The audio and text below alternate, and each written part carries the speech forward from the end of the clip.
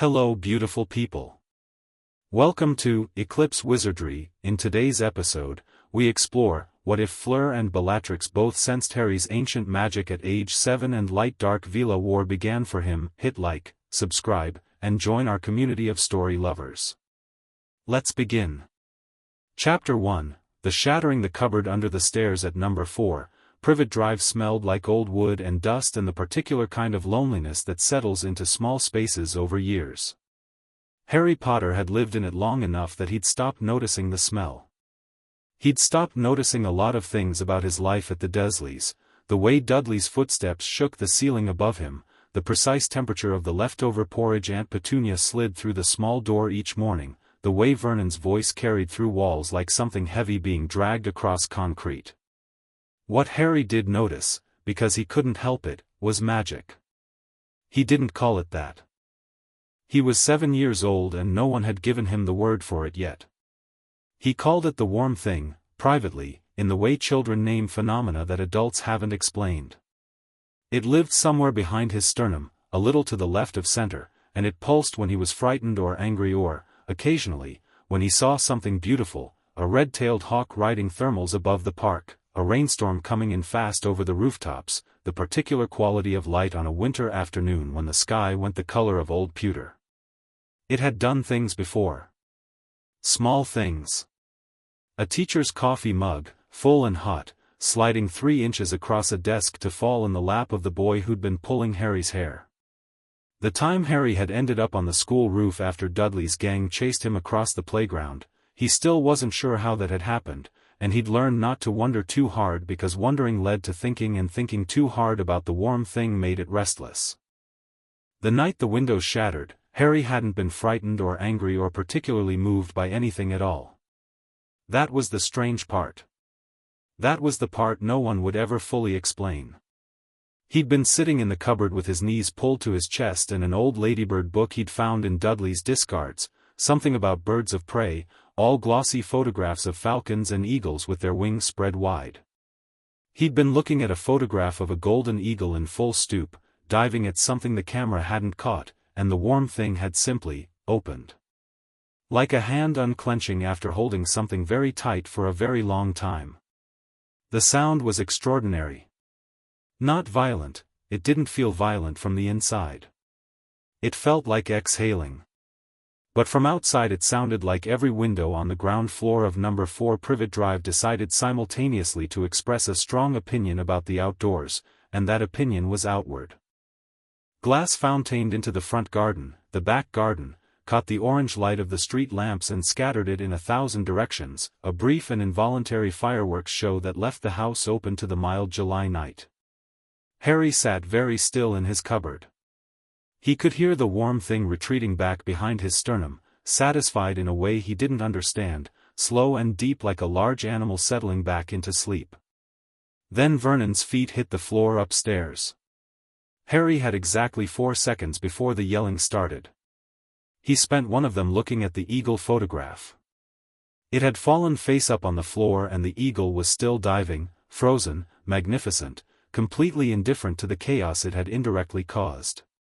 Sorry, Harry thought, though he wasn't entirely sure what he was apologizing to. Then the yelling started, and it didn't stop for a very long time. 300 miles north and slightly west, in a cottage outside Edinburgh that had no address on any Muggle map, a woman named Emmeline Vance sat bolt upright in bed and knocked her tea off the nightstand. She wasn't sure why. She'd been asleep, deeply asleep for the first time in weeks, because the war, even ended as it was, left a kind of vigilance in the bones that didn't fade easily. She sat in the dark and breathed and tried to identify what had woken her. There was something in the air.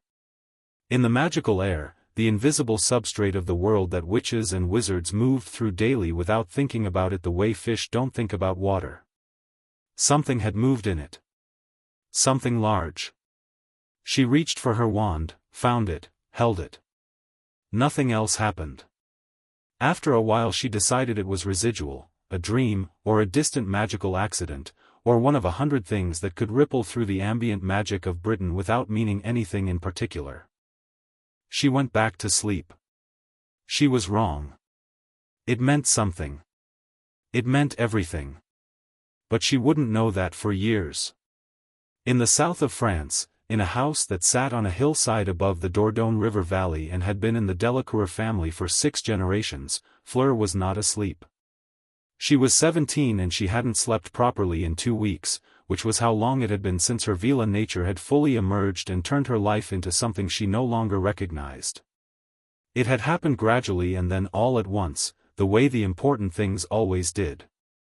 The gradual part had been years of small signs, the way she could make people's attention slide to her across a room, the warmth she could project when she wanted to, the occasional involuntary burst of allure when she was frightened or threatened that sent the nearest people stumbling backward with dazed eyes. Her mother Apollon had explained those things carefully, matter-of-factly, the way one explains weather or tides. This is what you are. This is how it works. Here is how you manage it. The all-at-once part had been a Tuesday evening 3 weeks ago when Fleur had been practicing non-verbal spells in the garden and something had simply unlocked inside her, and she'd stood in the garden for a long moment while her hair went from pale blonde to incandescent silver white and the air around her heated by approximately 6 degrees and a nightingale fell silent mid-song in the oak tree at the garden's edge. She'd walked inside and told her mother. Apollon had gone very still in the way that meant she was processing something significant, and then she'd held Fleur's face in both hands and looked at her for a long time, and then she'd said, "The court will want to know." Fleur had not enjoyed the court knowing. She was sitting on the window seat of her bedroom now, feet tucked under her, looking out at the valley and the river below it catching the moonlight, and she was thinking about freedom in the abstract way one thinks about things one takes for granted until they become negotiable. The Court of Light, the governing council of European Veela, headquartered in the French Alps in a complex that had no Muggle name and barely a wizarding one, had sent 3 representatives to the house already. Polite, formal women with the particular kind of beauty that looked like it had been refined over centuries and weaponized shortly thereafter. They'd spoken with Apollon in the front room while Fleur sat in the hallway outside and listened through the gap in the door. The heir has manifested fully. Yes. Last week. At 17. Earlier than expected. She is strong. Stronger than the usual measure. The court will require her attendance. She is my daughter, not the court's. Apollon. With respect. What she is goes beyond, she is my daughter. There had been a pause. Then, of course. We will speak again. They always said that. They always came back. Fleur pressed her forehead against the cool glass of the window and tried to feel what she was supposed to feel about being a full Veela heir, pride, perhaps, or power, or the particular satisfaction of becoming what one was always meant to be. Mostly she felt like something was watching her. Something patient. Something that had decided, without asking, what her life was for. The warm thing hit her at 11:47 in the evening, French time. It wasn't a sound or a vision or anything she could have described precisely. It was as if something enormous had moved in the deep places of the magical world, not the surface layer of charms and jinxes and everyday spellwork that wizards called magic, but something underneath all of that, something older than wands and Latin and the Hogwarts school curriculum. Something that had been asleep for a very long time had opened one eye. Fleur was off the window seat before she understood why she'd moved. She was standing in the middle of her bedroom with her hands at her sides and every hair on her body standing upright and her Veela nature screaming, not in the dangerous threat display way she'd been learning to manage, but in the way an instrument screams when struck by the right note.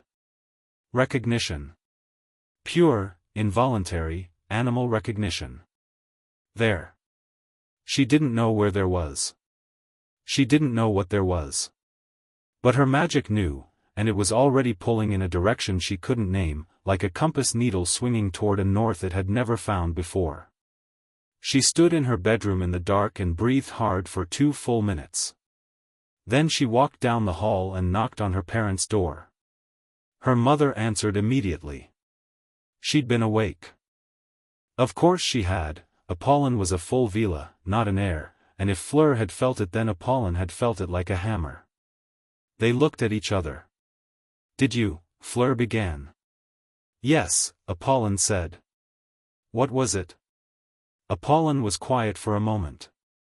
The kind of quiet that precedes a sentence being chosen very carefully. Come inside, she said. Your father is asleep. We should not wake him yet. Fleur followed her mother into the kitchen, and Apollon lit the stove with a gesture and put the kettle on, and in the particular silence of a French country house at midnight, she explained to her daughter what an anchor was. Fleur listened. She didn't interrupt. That was unusual for her. When Apollon finished, Fleur looked at her tea for a while. Then she said, How old is this person? Apollon's hand stilled around her own cup. The pulse signature, the depth of it, the rawness, it is young. Very young. A pause. I would estimate a child. Fleur looked up. How young? 7, Apollon said quietly. Perhaps 8. Fleur sat with that for a moment. A child. Somewhere out there, a child had exhaled magic so ancient and fundamental that it had reached across the channel and found her like a hand reaching through a door. She felt something she couldn't quite name, something that was protective before it was anything else, something that had nothing to do with what the court would want and everything to do with the simple fact that she had felt, for one luminous moment, completely and utterly known, and the thing that had known her was a child. The court will know by morning, Apollon said. I know. They will want to move on this. I know. Fleur. Her mother's hand covered hers across the table. What the court wants and what is right are not always the same thing. You understand that. Fleur looked at her mother. Apollon's eyes were the color of deep water, old eyes in a young face, the particular ageless quality of full Veela that Fleur was only now beginning to understand she was approaching. There was something in those eyes right now that Fleur had never seen there before. Something like fear, wearing the costume of calm. I understand, Fleur said. She meant it. She just wasn't sure yet what she was going to do about it. Azkaban was not a place that rewarded introspection. It was a place that took whatever was fine and quiet and self-possessed in a person and worked on it methodically until what remained was either nothing or something so stripped down and raw it barely qualified as human. Bellatrix Lestrange had been in Azkaban for 7 years by the summer of 1987. She had arrived screaming. Not in fear, Bellatrix didn't do fear, not then, not really, not in the way ordinary people understood the word. She had arrived screaming in rage, in defiance, in the particular animal fury of someone who knows they've lost and refuses to admit it even as the cell door swings shut. She'd screamed at the Dementors. She'd screamed at the guards. She'd screamed Voldemort's name like a prayer, like a threat, like an anchor. The Dementors had worked on that too. What they couldn't work on, what nothing in Azkaban could touch, was something Bellatrix hadn't known was there until the cold and the dark and the systematic dismantling of everything she'd built herself into gave her nothing else to find. It was in her blood. Old blood, dark blood, blood that went back further than the Black family's carefully maintained records admitted. The Blacks called themselves pure. They were pure in the way a river might call itself pure because it had never looked at what ran along its bottom. What ran along the bottom of the Black family bloodline was Veela. Not the soft, luminous, diplomatic kind that sat on European councils and negotiated treaties with careful smiles. The other kind. The old kind. The kind that existed before Veela had courts and politics and the veneer of civilization that made them palatable to the wizarding world's sensibilities. The Court of Shadows didn't call what they were Dark Veela, that was an outsider's term, dismissive and reductive.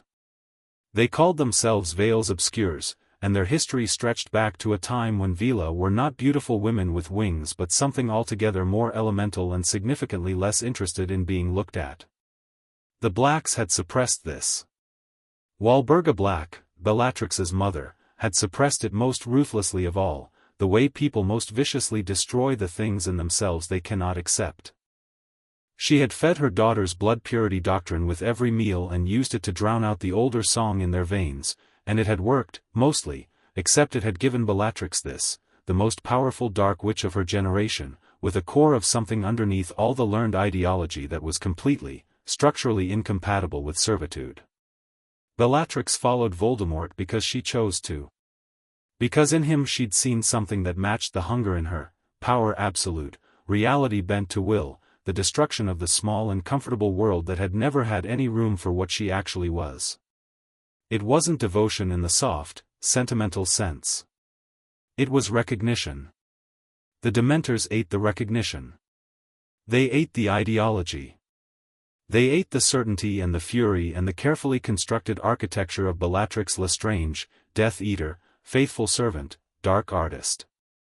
What was left, in year 3, in year 4, in year 5, was something quieter and stranger and considerably more dangerous. She escaped in the summer of 1990. Not the mass breakout of canon, this was different, messier, more personal. A guard who'd made a mistake, a Dementor that drifted at the wrong moment, a window in the administrative block left ajar by someone's carelessness and Bellatrix's decades of accumulated patience paying out in one violent, perfect minute. She hit the North Sea at dawn and swam for the coast with her bare hands because they'd taken her wand and she didn't need it, she'd realized somewhere in year 4, not for the fundamental things. The cold water felt like coming alive. The sky above the sea was enormous and grey and absolutely indifferent to her, which was the most honest thing she'd experienced in years. She made it to a beach in northeastern Scotland. She stole clothes from a clothesline. She ate what she could find. She walked south for 3 days, sleeping in hedgerows and abandoned farm buildings, thinking with a clarity that was almost physical, the clarity of a mind that has been stripped down to its foundations and is trying to understand what those foundations actually are.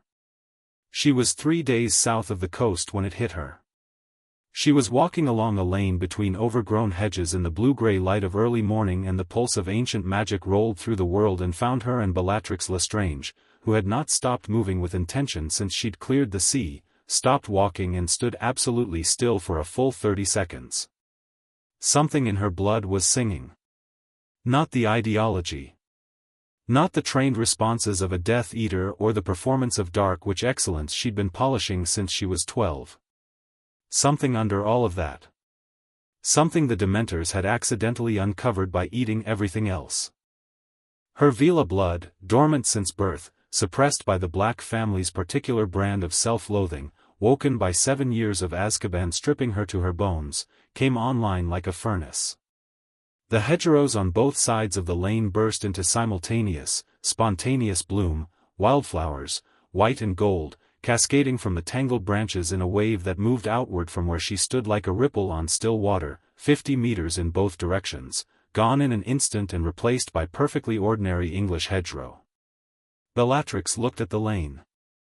She looked at the hedges. She looked at her hands. She started walking again, faster now. The pulse was gone. Whatever had made it, child, she thought, child, the signature had been so raw and unformed it could only be a child, was somewhere southwest of her current position, and she had no wand and no money and no contacts who hadn't been either killed or imprisoned in a darkness in her blood that was sitting up for the first time and demanding to know where it was and what came next. What came next, Bellatrix decided, was information. She turned south-southwest and walked. She found Narcissa in London 12 days later. The meeting was not warm. Narcissa opened the door of her Mayfair townhouse, looked at her sister standing on the front step in stolen clothes with seawater-damaged hair and the eyes of someone who'd spent 7 years in a cage and 3 weeks walking through England on nothing, and said, "Bella," in the voice of someone who'd imagined this moment many times and was not finding the reality of it quite what they'd prepared for. "Don't," Bellatrix said. "Don't cry. Don't faint. Don't call Lucius. Let me in and get me something to eat and then listen to what I'm going to tell you." Narcissa stepped back from the doorway. Lucius was not home. He was rarely home that first year after Voldemort's fall. He was too busy insisting to anyone who would listen that he'd been under the Imperious curse, which was a lie so obvious it had developed its own ecosystem. Narcissa did not comment on this. She had 5-year-old Draco to think about, and thinking about Draco had become the primary function of her existence in a way that had clarified a great many things for her. She fed Bellatrix in the kitchen, which felt bizarre. This place was all cream and silver and quiet expensive order, and Bellatrix sat at the kitchen table in stolen clothes and ate cold chicken and bread with the focused intensity of someone who has learned not to trust the availability of food. Narcissa sat across from her with tea and watched and did not ask questions until Bellatrix looked up from her plate and said, "Something has happened." "You escaped from Azkaban," Narcissa said carefully. "Before that. 3 years before that." Bellatrix looked at her own hands again. She'd been doing that, Narcissa noticed, looking at her hands like they belonged to someone else. And again, 3 weeks ago. She looked up. "Sissy. Tell me about Grandmother Irma's mother." Narcissa blinked. "What?" "Her mother. Great-grandmother Black. The one no one talks about." A pause. "Grandmother Irma never spoke about her." "No. She wouldn't have." Bellatrix's eyes were different, Narcissa realized. Not the feverish, consuming intensity of before Azkaban, that thing that had always made Narcissa slightly afraid of her own sister. This was different. This was sharper and stiller and more like looking into deep water than into fire. Because her mother wasn't a Black by birth. She was brought in. Married in. And she wasn't what the family said she was. Narcissa was quiet for a moment. Then she said, "Bella, what are you talking about?" Bellatrix told her. It took a while. Narcissa's tea went cold. Draco padded into the kitchen at some point, looked at this strange woman at his kitchen table with those extraordinary eyes, and was sent back to bed by his mother with a firmness that brooked no argument. Bellatrix watched the boy go with an expression Narcissa couldn't quite categorize, something almost curious, something not unkind. When Bellatrix finished, Narcissa sat for a long time in the quiet kitchen. "You're telling me," Narcissa said finally, "that we have Veela blood." "Dark Veela. Veils obscures." "Yes. And it woke up in Azkaban." "It woke up in Azkaban. And then 3 weeks ago, something else woke it up harder." Bellatrix leaned forward. "An anchor, Sissy. A genuine anchor. I felt it from a road in Northumberland." "An anchor is theoretical, an anchor is not theoretical. I felt it, it felt like..." Bellatrix stopped. She looked at her hands again. When she looked up her voice was quieter. "It felt like something remembering my name." Narcissa looked at her sister for a long time. The kitchen was very quiet. Outside, London went about its night. "Where?" Narcissa asked. "Southwest of where I was. Surrey direction, maybe. I'm not certain." A pause. The pulse was young. A child's pulse. 7, 8 years old at most. Narcissa was doing the mental arithmetic before Bellatrix finished the sentence. Surrey. A magical child. 7 years old. She stopped. Her eyes met Bellatrix's. "Bella. Say it. The Potter boy. He lives in Surrey. He would be," Narcissa calculated. "He would be 7. The kitchen was very quiet again. "The Potter boy," Bellatrix repeated slowly. "James Potter's son." "Lily Potter's son," Narcissa corrected, with a precision that felt important though she couldn't immediately have said why. Bellatrix sat back in her chair. She was doing what she always did when confronted with something that complicated her picture of the world. She went very still and looked at it from every angle simultaneously. Her face was unreadable in the way only Narcissa knew how to parse, and what Narcissa read in it right now was not what she'd expected. She'd expected rage. Conflict. James Potter's son was not exactly neutral territory for the Black family's ideology. She'd expected Bellatrix to find a reason to dismiss it, or to somehow fold it back into the framework of her service to a master who was currently in spectral form in some Albanian forest. Instead, what she saw was something like hunger. Old hunger, older than ideology, older than the Death Eaters and the Black family name and everything Bellatrix had been built into. "I need to know more about the child," Bellatrix said. "Where exactly? Who has him? What his situation is? Why?" The question was simple and direct, and Narcissa asked it in the voice she used when she required the truth. Bellatrix looked at her. "Because I felt what he is and I need to understand what I am, and those two things are not separate questions." Narcissa considered this for a moment. Then she uncurled from her chair and went to the cabinet under the sink, mundane, practical, thoroughly unremarkable, and from the very back of it retrieved a bottle of elf-made wine that was probably older than either of them and poured 2 glasses. She sat back down and pushed one across to Bellatrix. "I will help you," Narcissa said, "on one condition."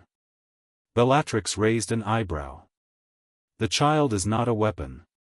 Not a tool. Not an objective."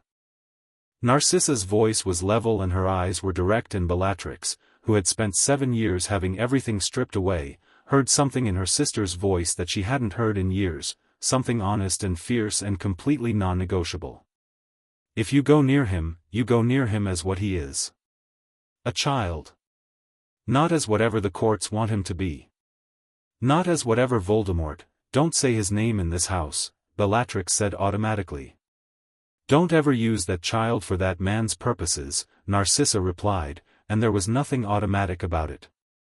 They looked at each other across the kitchen table in the quiet house in the quiet street. Bellatrix picked up her wine glass.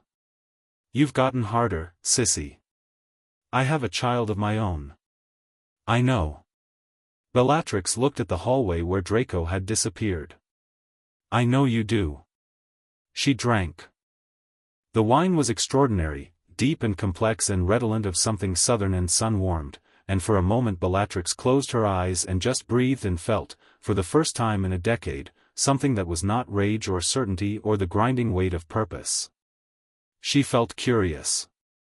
About a 7-year-old boy in Surrey. About what she was. About what he was. About what, possibly, in whatever version of the future wasn't written yet, any of that might mean. It was the strangest feeling she'd had in years. She thought she might like it. Meanwhile, in the court of Light's mountain complex in the French Alps, the senior council was meeting by the time dawn broke over Europe. There were 7 of them, 7 full Veela, each representing a different European lineage, each carrying the particular quality of beauty and power and age that made the air around them feel slightly different from ordinary air, like the difference between still water and water that runs over old stone. They sat in a circular room with windows on all sides that looked out over the Alps in early morning, peaks and snow and the vast indifferent sky, and they spoke in French with the quiet intensity of people who understood that quiet intensity was more threatening than volume. "The anchor pulse has been confirmed," said the woman at the head of the table. Her name was Seraphine and she was the oldest living member of the court, which made her the most dangerous and the most careful. 3 independent censors. "The signature is unmistakable." "Where?" said the woman to her left. "England.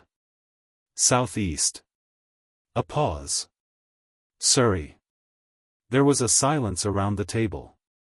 "The Potter child," said a third woman, younger, sharper-eyed. "It must be. It is consistent with the timing. The child would be 7. Then we move, we observe." Seraphine's voice did not change in volume or tone, which made it more effective, not less. "We observe, we document, we wait for the child to come of age in any meaningful sense.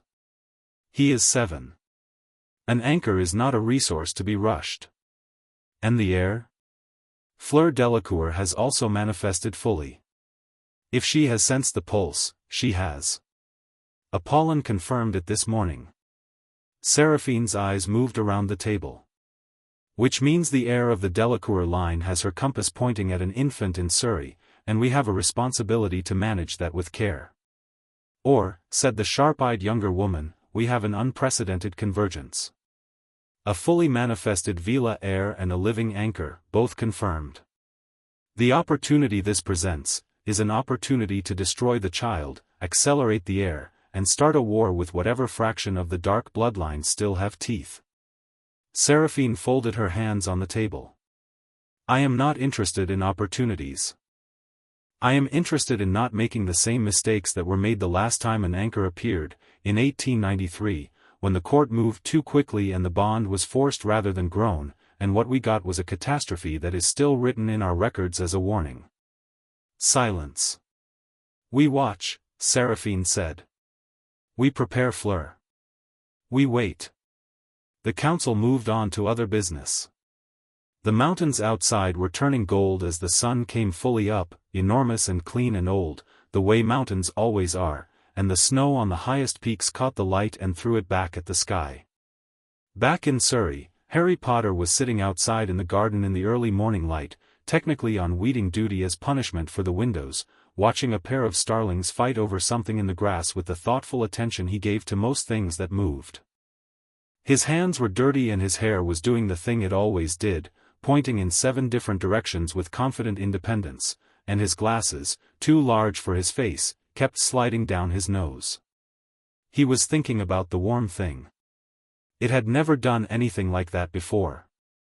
Small things, yes, sliding cups, unexpected teleportation, the memorable incident with the teacher's coffee, but the windows had been different. The windows had felt like something had moved through him rather than just moved from him. Like something vast had used him as a door, briefly, and passed through. He wasn't afraid of it. That was the honest truth, and Harry was constitutionally incapable of lying to himself about things that mattered. Some children would have been frightened by the idea of carrying something that large inside them. Harry looked at the starling squabbling in the grass and thought, it went out and then it came back, and I feel fine, and the eagle in the book was beautiful, and decided that was enough analysis for one morning. He reached out and pulled a dandelion from the flower bed with neat efficiency. Somewhere, 2 women were already thinking about him. Somewhere, old powers were stirring in old blood. Somewhere, a war that had nothing to do with him and everything to do with what he was tilting toward its first real move. Harry Potter pulled another dandelion, and watched the starlings, and felt the warm thing slow and steady behind his sternum, and breathed the morning air of a world that was already, quietly, catastrophically changing. He thought the eagle had looked free. He thought that was probably the best thing anything could look like. He kept weeding, and the morning kept brightening, and number 4 Privet Drive stood open to the summer air through windows that had not yet been replaced, and the world turned, and turned, and turned. Chapter 2, The Court of Wings. The French Alps in winter looked like something a painter had given up on halfway through, too much white, too much gray, too much sheer vertical drama for any single canvas to contain. The Court of Light's complex sat at 4,000 meters, accessible by a specific port key that changed its anchor point every 72 hours, and it looked from the outside like a natural formation of pale stone until you were close enough to see the windows, the carved doorways, the faint luminescence in the rock that was not quartz or mica but something older and stranger that the mountain had absorbed over centuries of Veela habitation. Fleur had been here 4 times before. Twice as a child with her mother, once at 15 for what the court called an assessment, a word that covered a great deal of clinical territory, and once 6 months ago when the first signs of her full manifestation had begun and Seraphine had requested, with the politeness of someone who never actually requested anything, Apollin's presence and Fleur's. This visit was not requested. It was summoned. There was a difference, and Fleur had decided on the port key ride up that she was going to make absolutely certain everyone in that circular room understood she knew the difference. She was 3 weeks past the night of the pulse. In those 3 weeks she had slept approximately 40 hours total, learned everything her mother was willing to tell her about anchors and Veela bond theory and the last recorded case in 1893, found and read the original court records of that case in her mother's personal library, and arrived at several conclusions that the court was not going to enjoy hearing. She stepped into the mountain complex with her mother at her shoulder and her back straight and her hair doing what it always did now, silver white and slightly luminescent, moving in air that didn't have enough current to move it, because that was apparently just what her hair did now and she'd made her peace with it, and the guard at the inner door looked at her with the particular expression people got when they saw her, which was somewhere between dazzled and uncomfortable, and Fleur met his eyes steadily until the dazzled part faded and the uncomfortable part intensified, which was what she preferred. "Mademoiselle Delacour," he said. "They are expecting you." "I know," Fleur said, and walked through the door he opened. Apollon touched her arm briefly as they walked the stone corridor toward the circular chamber. "Remember," she said quietly, in French. "Seraphine is not your enemy." "I know. But she is also not your ally in the way you want her to be." "I know that too." "Fleur." Apollon stopped her just outside the chamber door with a hand on her shoulder. In the low light of the corridor her mother looked exactly what she was, a full Veela in her 40s who had navigated the court's politics for 20 years and come out the other side with her autonomy intact and her daughter alive and safe and strong. Her eyes were serious. "They will try to tell you what the bond is. What it requires. What you are obligated to do. Listen first. All of it. Then speak." Fleur looked at her mother. "What if what they say is wrong?" Apollon's expression shifted, something complicated moving underneath the calm surface. "Then you will be very articulate about why," she said, and opened the door.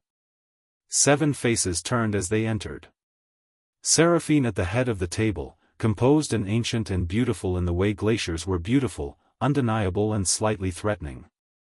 The sharp-eyed younger woman, whose name was Colette and who was 32 and whose sharp eyes had been sharpened further by ambition. 5 others, representing bloodlines from across Europe, Italian, Spanish, Scandinavian, Slavic, one whose lineage traced back through lines so old the family name had changed 3 times in living memory. The mountains were visible through every window. The sky was the particular blue that only existed at altitude, saturated, almost aggressive. "Fleur," Seraphine said. "Thank you for coming." Fleur sat down and put her hands flat on the table. "You know why I'm here," she said, in French, conversationally. "The Pulse event, I want to talk about the 1893 case." Silence. Colette's eyes narrowed. Seraphine's expression didn't change, which meant she'd expected this, which meant she'd underestimated how much access Fleur had to her mother's private library, which was useful to know. "The 1893 case is historical documentation," Seraphine said. "The 1893 case is a record of what happens when the court decides an anchor is a resource to be managed instead of a person to be left alone." Fleur kept her voice even. She'd practiced this. Not the words, she didn't do scripts, but the temperature of it. The way of being completely in earnest without being visibly angry, which was harder than it sounded. The Veela involved was 19. The anchor was 16. The court initiated contact on their behalf, structured the conditions of the first meeting, controlled the environment of the bond's formation. And what happened? No one answered. "The bond formed under duress," Fleur continued. "Because bonds formed under controlled conditions, without genuine consent from both parties, aren't actually bonds, they're a kind of very sophisticated compulsion. The anchor broke within 2 years. His magic destabilized completely. He died at 21. And the Veela," she stopped for a moment. "I read what happened to her. It's in the records. What the broken bond did to her." The room was very quiet. "I am not going to be her," Fleur said. "And I am not going to do to whoever that child is what the court did to that boy." Seraphine looked at her for a long moment. The quality of Seraphine's attention was unusual, it felt specific and complete, the way a very old creature's attention always felt when it actually chose to give it.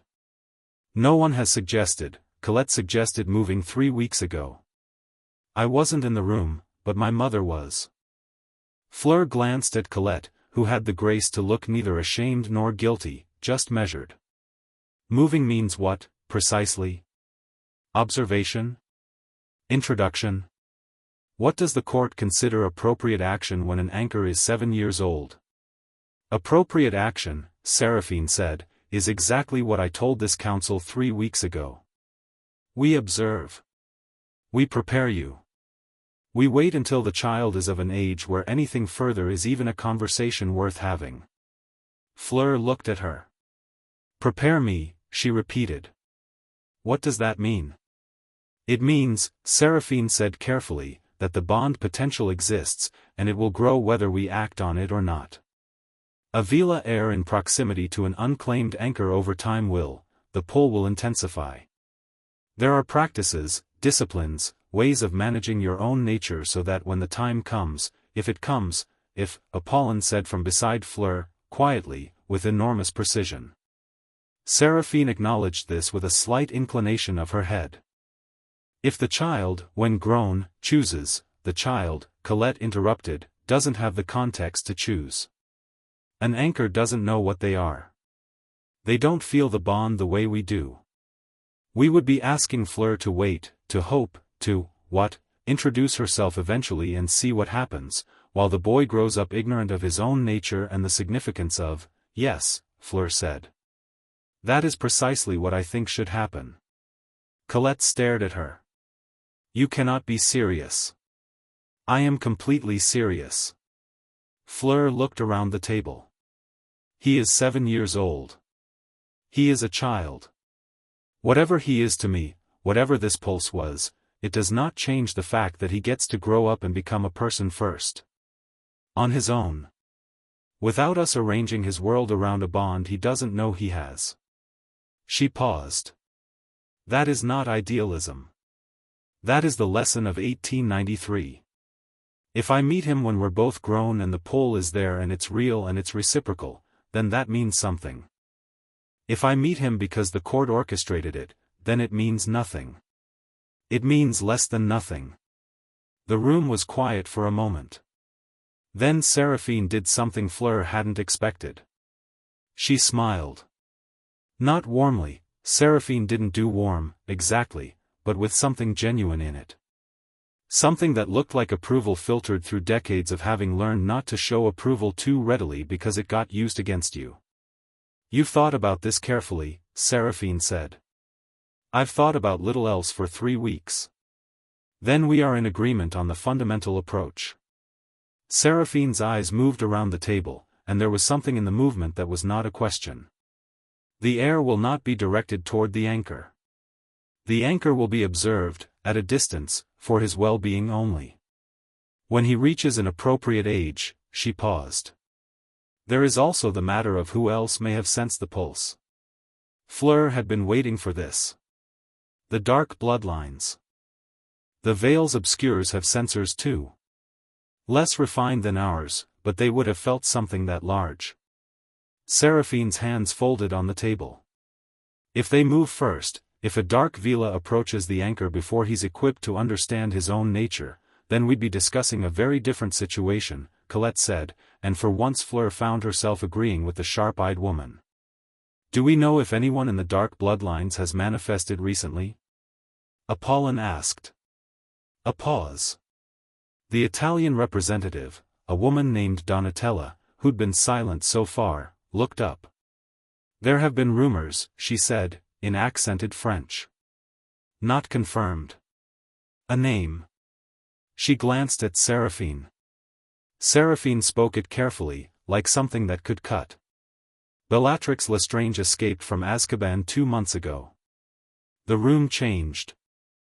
Not dramatically, the mountains were still outside, the sky was still that fierce altitude blue, but it changed the way rooms change when something genuinely dangerous enters the conversation. Fleur looked at her mother. Apollon was already looking at her. Bellatrix Lestrange, Fleur said slowly. The Death Eater.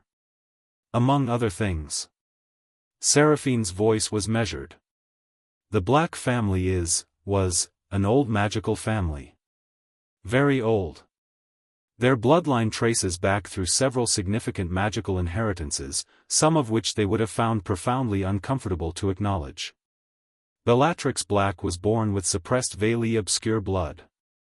The Dementor exposure in Azkaban would have stripped away the suppression, Apollon said quietly. Dementors consume the constructed self.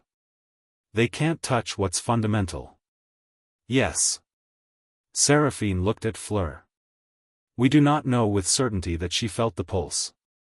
We do not know with certainty that her Veela nature is active. But if both of those things are true, then we have a problem, Colette said. We have a complication, Seraphine corrected. Problems are what you get when you mishandle complications. Fleur sat back in her chair and looked at the mountains through the window. Her reflection was faint in the glass, pale, silver-haired, the luminescence around her that she still wasn't entirely used to seeing in mirrors. Behind her reflection, the Alps went on forever. An escaped Death Eater. A Dark Veela. Possibly also drawn to the same child. She thought about a 7-year-old boy somewhere in Surrey who had exhaled magic so enormous it had crossed the channel and woken something in her blood, and who was currently, as far as anyone knew, completely unaware of any of this. She thought about what that boy deserved, which was to grow up without having two factions of Veela treating him like the prize in a war he hadn't started. I want to know his name, she said. Seraphine looked at her. Why? Because he is a person. Not an anchor. Not a pulse signature. Not a resource or a complication. Fleur met Seraphine's gaze steadily. What is his name? A pause. Then Seraphine said, Harry. Harry Potter. Harry Potter. The name settled in Fleur's chest with the particular weight of things that were going to matter for a very long time. When I meet him, Fleur said, it will be because it's right, not because you sent me. And when I meet him I will introduce myself as a person. Not as a Veela heir. Not as someone who felt his magic from another country. A beat. Is that clear? 7 women looked at her around the circular table. Abundantly, Seraphine said, and if there was something that looked almost like relief in her ancient eyes, Fleur chose not to examine it too closely. The Court of Shadows did not have a mountain complex. They had a forest, deep in the Carpathians, old-growth beech and oak, the trees so large and so old that the canopy blocked out the sky and what grew on the forest floor did so entirely by feel, blind and tenacious. There was no complex, exactly. There were structures, stone buildings of varying age, fire pits, spaces defined by use rather than architecture. The Court of Shadows operated by different principles than the Court of Light, the most significant of which was this: rank was demonstrated, not assigned. Which meant when Bellatrix Lestrange walked into the forest clearing that served as the court's primary meeting space and said, in the clipped, precise English that she hadn't bothered to adjust for the audience, I want information and I want it now, what happened next said everything about where she stood. 3 women stood up. One of them had a knife in her hand before she fully rose, which was impressive, though not impressive enough. The knife stopped 8 inches from Bellatrix's face and hung in the air, turning slowly. Bellatrix hadn't raised her hand. She wasn't touching her wand, she had one now, new, acquired through means she hadn't explained to Narcissa. Her face was entirely calm. Sit down, she said. Put the knife down. And tell me what you know about the pulse 3 weeks ago. The woman with the knife, Bellatrix, was filing away faces and names as she went, a habit of long standing, looked at the floating knife and then at Bellatrix and then, carefully, sat down. You're the black woman, said the woman who'd been sitting at the head of the clearing, older than the others, with the particular weathered quality of someone who'd lived most of their life outdoors. Her name, Bellatrix would learn, was Mara. Bellatrix Black. Lestrange, Bellatrix said. That was your husband's name. It was. I kept it. She'd kept it because it was useful and because she'd decided to keep everything useful from her previous life and discard everything that wasn't, and Rodolphius Lestrange was currently also in Azkaban and the name didn't carry any weight she found burdensome. The pulse, she repeated. Mara looked at her steadily. You felt it. Obviously. From where? Scotland coast. Northumberland direction. A pause. Surrey. The source is in Surrey. Mara's eyes sharpened. The clearing was very quiet, a dozen women in various states of attention, all now focused on the exchange at the center. The fire in the central pit breathed without sound. How do you know it's Surrey? Because I know the British Isles the way you know this forest, Bellatrix said. The pulse had a direction. I triangulated. She looked around the clearing. You all felt it too. I can see it. That particular look of something half awake that's been walking around for 3 weeks. A pause. Some of you more than others. 2 or 3 faces shifted involuntarily. Tells. She catalogued them. What do you want? Mara asked. What I said. Information. The Court of Light will have identified the source by now, they have better apparatus than this. Bellatrix looked at the fire. What do you know about what an anchor is? We know what the old stories say.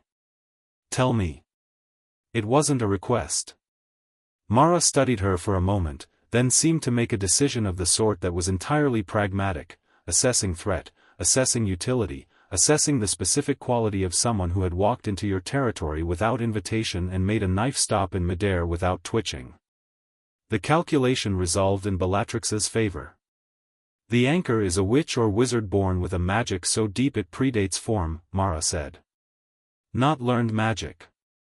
Not inherited magic in the conventional sense. Something older. The old Vales call it la racine, the root. The place magic comes from before it becomes anything specific. She paused. For us, it has a specific meaning. A Veil obscure in proximity to her anchor doesn't just become stronger. She becomes, more fully what she is. The suppression lifts. The things that were buried by culture, by doctrine, by damage, come back, Bellatrix said. Mara looked at her. Yes. Bellatrix was quiet for a moment. The fire breathed. And the Court of Light, she said. Will want him. They always want to own what's powerful. They'll have a candidate already. A heir, perhaps. Fully manifested, young. Bellatrix was thinking aloud, which she rarely did in front of others, and she noted the small surprised looks around the clearing and stored that too. They'll try to manage it. Control the conditions. Align their candidate with the child as he grows and call it stewardship. Her voice was even.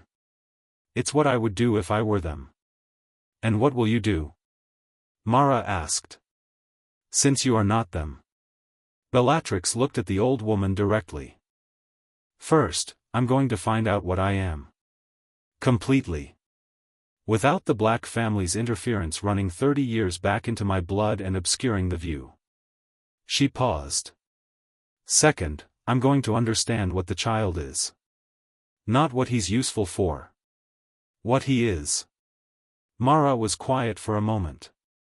And the Court of Light's candidate? Not my immediate concern. The knife was still turning in the air. Bellatrix glanced at it, and it drifted gently to the ground. Is there anyone here who can teach me what Azkaban didn't? The clearing was quiet. Then, from the left, a younger woman, 30-ish, dark-eyed, with the particular stillness of someone who'd been watching carefully and deciding since Bellatrix walked in, spoke. I can, she said. If you stop using wandless magic to make political points and start actually listening. Bellatrix turned to look at her. The woman met her gaze without flinching. Bellatrix almost smiled. What's your name? Vashti. Vashti. A beat. Can you teach me in English? My Romany is limited and my Polish is non-existent. My English is perfect, Vashti said. I lived in Birmingham for 3 years. Why? That is a story for after you stop floating knives around my colleagues' heads. Bellatrix looked at her for one more second and then said, fine. She found a place to sit near the fire, crossed her legs, and looked at Vashti with attention that was complete and unambiguous. Teach me. 6 weeks later, in the forest outside the Carpathian complex, Bellatrix was doing something she hadn't done since she was approximately 12 years old, which was sitting completely still and doing nothing. Vashti had called it listening to the root and had explained it with a minimum of mysticism that Bellatrix appreciated. The Veil's Obscure's approach to magic was empirical in a way that surprised her, less ritualistic than she'd expected, more interested in mechanism than meaning. The magic comes from somewhere, Vashti had said. The anchor magic comes from the same somewhere, only without the filter of blood or training or intent.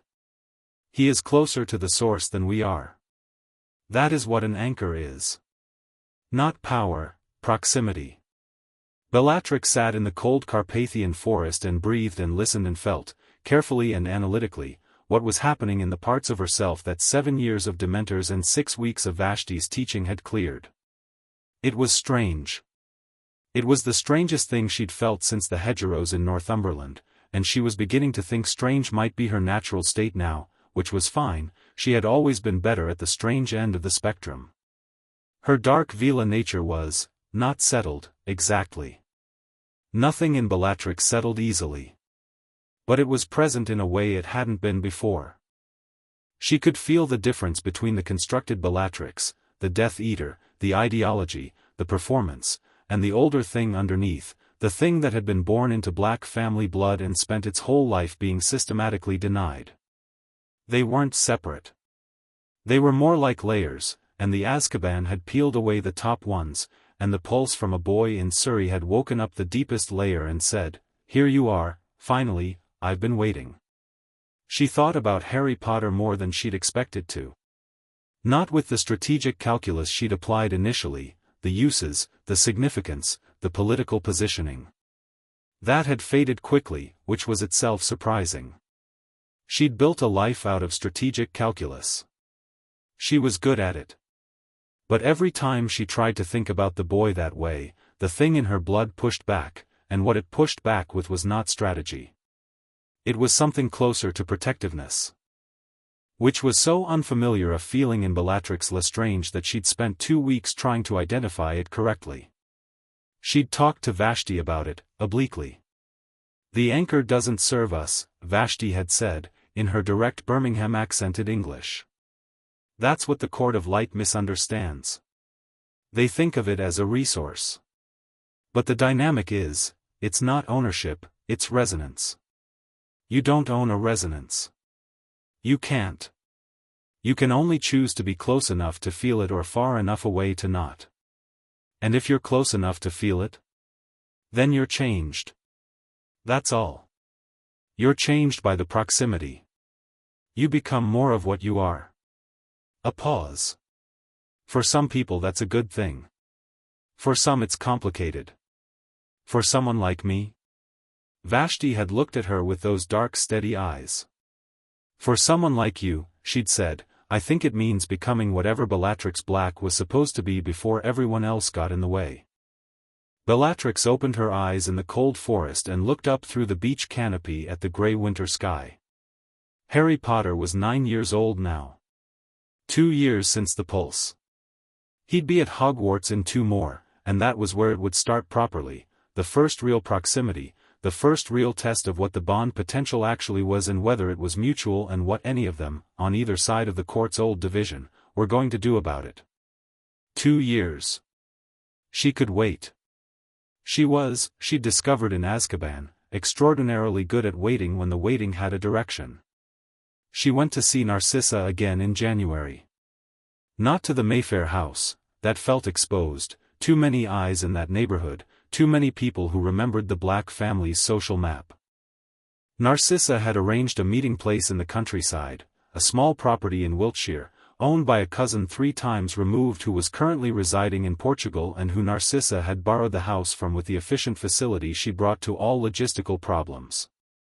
It was early evening when Bellatrix arrived, cold and clear, the kind of January night that committed fully to being January. Narcissa had a fire going and tea waiting and the particular expression of someone who had been thinking since their last meeting and had arrived at several conclusions. "You look better," Narcissa said. "I look different," Bellatrix corrected. "That is what I said." Narcissa poured the tea. The dark circles are gone. I've been sleeping in a forest for 6 weeks. The air quality is excellent. Bellatrix sat down with the ease of someone who had learned to be comfortable in any space. What have you found? Narcissa sat across from her and wrapped both hands around her cup. She had, in the weeks since their first meeting, done what she always did when presented with a new complexity, researched it with the thoroughness of someone who understood that information was the only reliable currency. Harry Potter. Age 9. Living at number 4, Privet Drive, Little Whinging, Surrey. With his mother's sister, Petunia Dursley, née Evans. Her husband, Vernon Dursley. Their son, Dudley, who is approximately the same age. A pause. Petunia Evans has no magic. She was aware of the wizarding world through her sister and resents the awareness. Bellatrix had her teacup halfway to her lips. She set it down. He's with a Muggle family. Yes. Dumbledore's work. Almost certainly. And is he? She stopped. Chose the question carefully. Is he well? Narcissa met her eyes. There was something careful in Narcissa's face, the caution of someone who was not sure how the answer to a question would land. I used a scrying charm, a distance one, nothing that would trip any wards. What I saw, she paused again. He is thin. He sleeps in a very small space under the stairs. He does chores that seem disproportionate for a 9-year-old boy. His cousin is large and apparently finds Harry useful for practicing the sort of physical humor that 9-year-old boys with no supervision practice. Her voice was even and precise and completely failed to disguise what she thought of this information. He appeared, in the 40 minutes I observed, to be quiet. Self-contained. He read a book under a tree in the garden for most of the time. Bellatrix was quiet for a moment. The fire crackled between them. What was the book? She said. Narcissa looked at her. I couldn't see the cover. It looked old. A pause. Does it matter? No. Bellatrix picked up her tea. What did he look like? Small. Dark-haired. James Potter's face, I think. I only met him twice. She paused. Lily's eyes. Very green. Bellatrix drank her tea. She was doing the thing again, the stillness, the looking inward, the quality of complete interior attention that Vashti had been teaching her. She was looking at the feeling the description produced and trying to name it accurately. Anger, she identified. A clean, specific anger, not the consuming fire of the pre-Azkaban kind but something colder and more focused, the anger of seeing something wrong and knowing exactly what it is and exactly who put it there. Dumbledore. Of course Dumbledore. The old man playing his long game with his long pieces, and one of those pieces was a 9-year-old boy sleeping under stairs and being sat on by his cousin while his magic built in him like a dam. He's being suppressed, Bellatrix said. Not actively, they don't know enough for that. But the environment. No stimulation. No magical community. Nothing that would encourage the magic to develop. She looked at Narcissa. Dumbledore wants him manageable. Small. He went into the non-magical world because it would produce someone who arrives at Hogwarts grateful and overwhelmed and inclined to trust the first authority figure who shows him genuine kindness. Narcissa didn't disagree. Probably. It's very smart. Bellatrix's voice was almost admiring. The problem is that it doesn't work on ancient magic. You can't suppress something that fundamental. You can delay it, but you can't redirect it. And a magic that fundamental, sitting in a body that's been systematically denied, when it expresses itself, it expresses loudly. The windows, Narcissa said. The windows were nothing. That was a child exhaling. She paused. Wait until he's actually breathing. They sat with that for a moment. Bella, Narcissa said carefully. What are you planning to do? Nothing yet. He's 9. A beat. But at 11 he goes to Hogwarts, and at 11 things become, she stopped. I need to be positioned correctly by then. Not close, not near him, not yet, he is a child and I am clear on what is appropriate. But positioned. Known to the right people. Not publicly, the ministry wants me in Azkaban and I have no interest in accommodating them. She looked at Narcissa. I need your help for that. What kind of help? The kind you're good at. Bellatrix's voice carried something that in another person's mouth would have been affection. Navigation. You always knew how to move in rooms I couldn't without causing an incident. Narcissa looked at her sister. The fire was warm between them. Outside, the January night was very cold and very clear, and the stars that were visible through the window were the kind of stars that only came out when everything else was stripped away. You've changed, Narcissa said. I know. It's not just the Veela blood. You are different. Fundamentally. Azkaban fundamentally changes everything, Bellatrix said, without drama. That was rather the point of it. Is he still, Voldemort? Do you still? Bellatrix was quiet for a long moment. The fire moved. She looked at it with the full attention she brought to hard questions. What I served, she said finally, was a certainty I built myself inside. A worldview. A framework. Azkaban ate the framework. A pause. What I am now doesn't have space for a master. Narcissa let out a long breath. But, she said, because she knew her sister and she heard the shape of the unsaid thing. But he will come back. Eventually. He is persistent. Bellatrix looked up from the fire. And when he does, I will not be in a position where I am required to choose between what I was and what I am. I intend to have made that choice already. Clearly and unambiguously. She paused. Which is another reason I need to be positioned correctly by the time the boy is at Hogwarts. Because when Voldemort returns, the first thing he'll do is try to use Harry Potter. And I have decided that is not going to happen. The room was very quiet. That is a dangerous decision, Narcissa said softly. I am aware. He will, I know what he'll do. I have spent 7 years becoming impossible to break, sissy. He is welcome to try. The firelight moved across her face. Are you going to help me or not?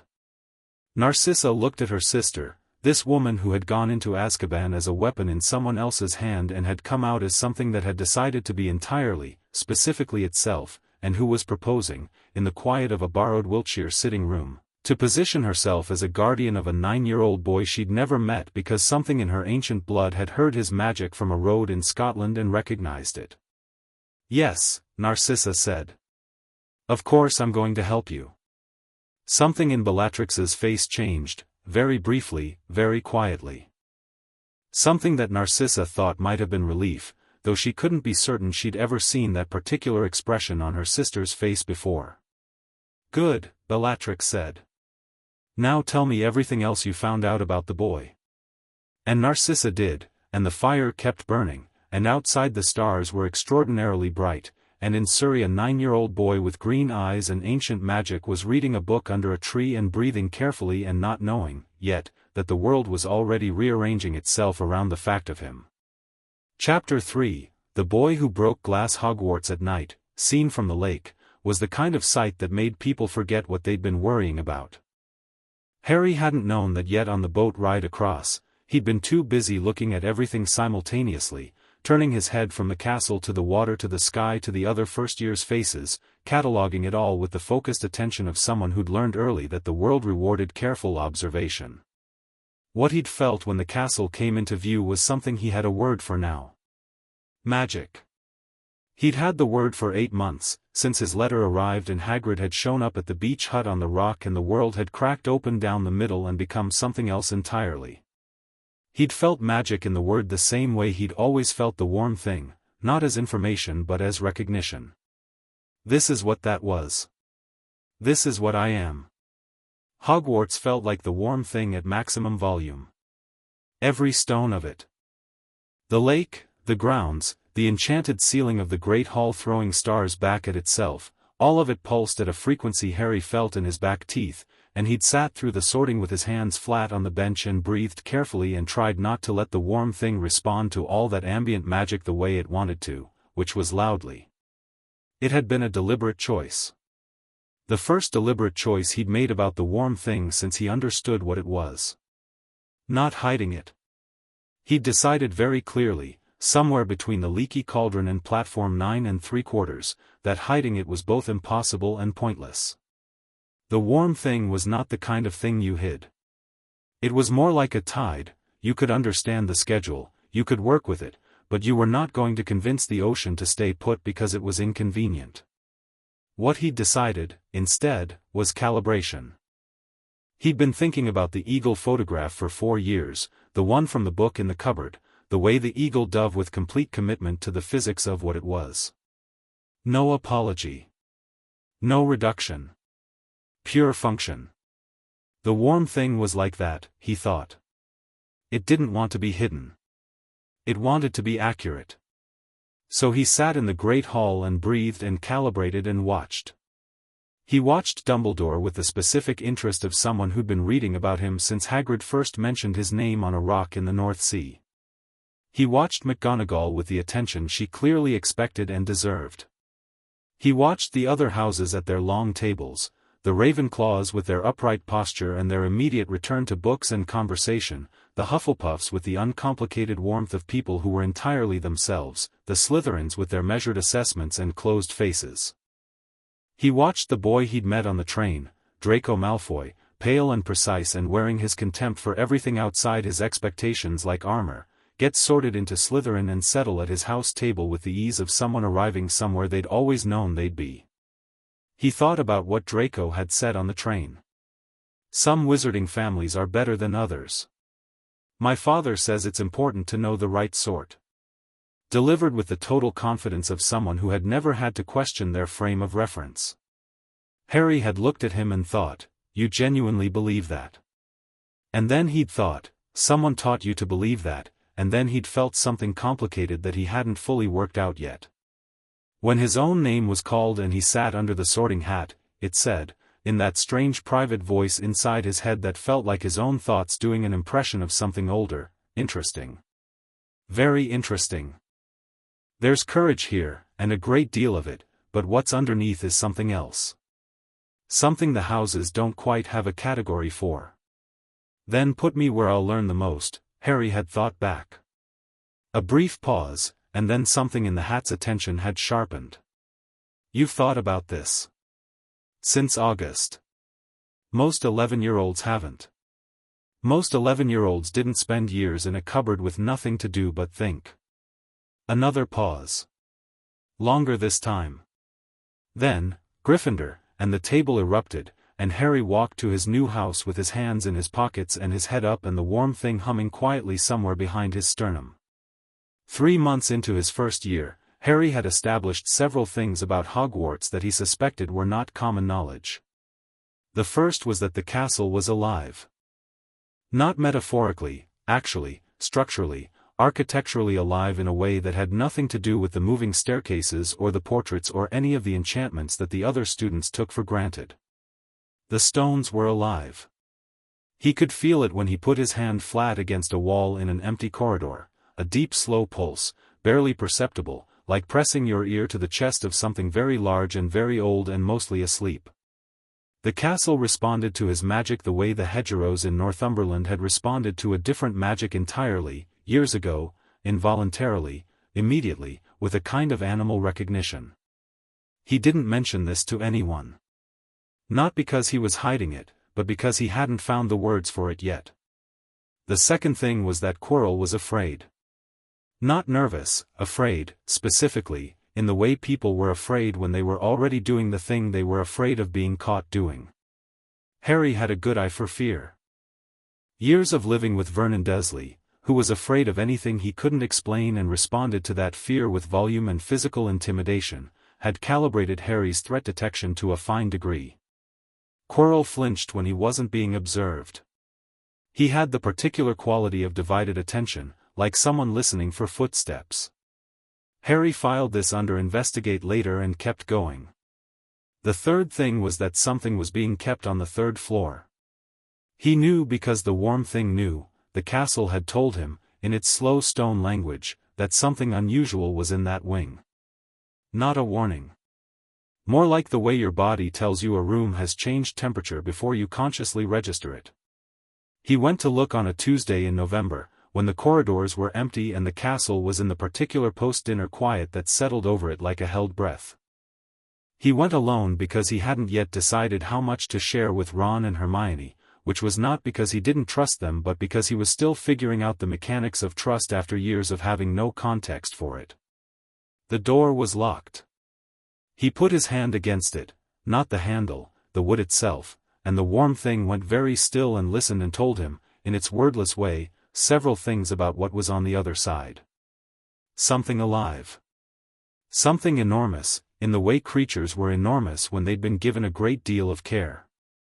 And beneath it, behind a series of obstacles that smelled of deliberately constructed challenge, which was interesting, which said test rather than fortification, something small and dense and extraordinarily powerful, pulsing at a different frequency than the castle, than Harry, than anything he'd yet encountered. He took his hand off the door. He walked back to Gryffindor Tower with his hands in his pockets, thinking carefully. Whatever was in there, Dumbledore wanted it protected. The obstacles said, I expect someone to try. The location in a school said, I want it accessible to me, controllable, on my ground. The secrecy around it said, I don't want broad knowledge of its existence.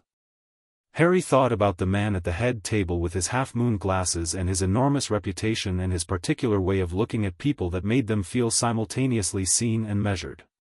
He thought, what are you doing, old man? He didn't have an answer yet.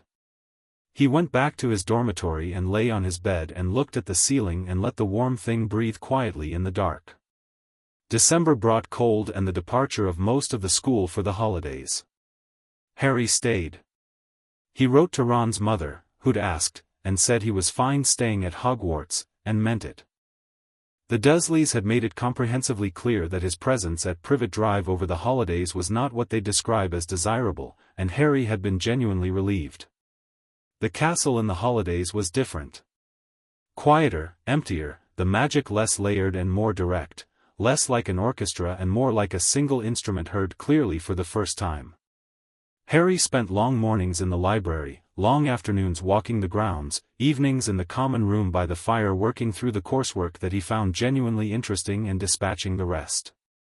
He was further along than the curriculum. Not because he'd been drilled, he hadn't, but because the warm thing had an appetite for magical theory that matched Harry's appetite for information generally, and the combination meant he'd read most of the first-year texts before September was over. He was halfway through second-year material in Charms and Defense, and in Transfiguration he'd done something in his third lesson that made McGonagall go very still and then say, with extreme precision, Mr. Potter, do you understand what you just did? And Harry had said, I think so.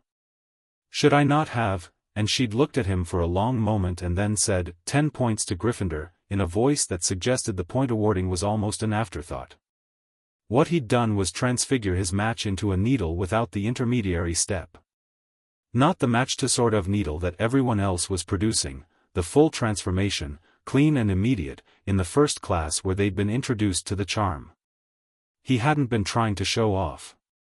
He'd just looked at the match and thought, with the clarity the warm thing gave him for magical operations, what is a needle essentially, and what is a match essentially, and where is the distance between those two essentially things?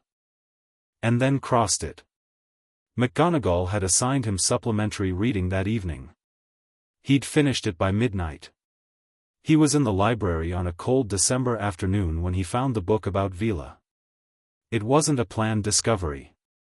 He'd been pulling books from the mythology and magical creatures section with the undirected curiosity that characterized his library habits: read the spine, assess the contents, keep or discard, and the sociology of ancient European magical lineages was thick and dry and academic and would have been easy to put back except that the word anchor appeared in the index.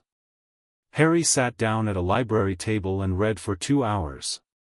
He read about Veela with the same quality of attention he brought to everything important, total, quiet, completely still on the outside. He read about the Court of Light and the Court of Shadows and the history of their division. He read about Veela bonds and Veela politics and the recorded history of anchors, which was short because anchors were rare and the documentation was inconsistent, and the 1893 case took up an entire chapter in tones of careful clinical language that didn't quite conceal what had actually happened. He read the description of an anchor's magical signature. The text used phrases like primordial resonance and preformal magical expression and root proximity, all of which were clearly attempts to describe something in academic language that had been originally experienced rather than theorized. He sat back in his chair. He thought about the windows in Surrey. He thought about every instance of the warm thing, going back as far as he could remember. The teacher's coffee cup. The school roof. The hedgerow incident that he'd never quite had an explanation for. He'd been 8 and had found himself on the other side of a hedge from the Desleys' garden, after Dudley's gang, and the hedge was intact, and he'd never understood how he'd passed through it. The way Hogwarts had responded when he'd first touched its stones. He read the description of what an anchor felt like from the inside. The anchor is typically unaware of their nature for most of their childhood. The magic presents as unusually powerful accidental magic, responsive to emotional states but also, distinctively, to beauty. A runic researcher in 1887 described the phenomenon as magic that is moved by the moving of the world. The anchor does not learn magic, they remember it. Instruction in formal magical disciplines typically results in rapid, unusual mastery, as the teaching provides language for a knowledge the anchor already carries. Harry closed the book. He sat in the empty library with the winter light coming grey through the high windows, and he felt the warm thing breathing steadily behind his sternum, patient and enormous and completely itself. Oh, he thought. That's what that is. He wasn't frightened. That remained consistently true, across everything. He was interested, which was different, interested the way he was interested in the castle's stone language and Quirrell's fear and the thing on the 3rd floor. The world kept having depths to it, and Harry kept finding them, and the finding was the best thing. He checked the book out of the library. Madame Pants gave him a look, but didn't comment. He was thinking about the book, specifically about the section on the 2 courts, the political structure, the fact that an identified anchor was not a neutral event in Veela politics. On the morning of Christmas, sitting on his bed looking at the pile of presents that had appeared overnight, when he found the cloak. He unwrapped it and held it up, and the invisibility cloak fell over his hands like liquid, and the warm thing went very still in a way it only did when it encountered something genuinely ancient. He read the attached note. Use it well. No signature. The handwriting was unfamiliar. Harry put the cloak down and looked at it. Then he picked it up again and ran it through his fingers and let the warm thing assess it properly.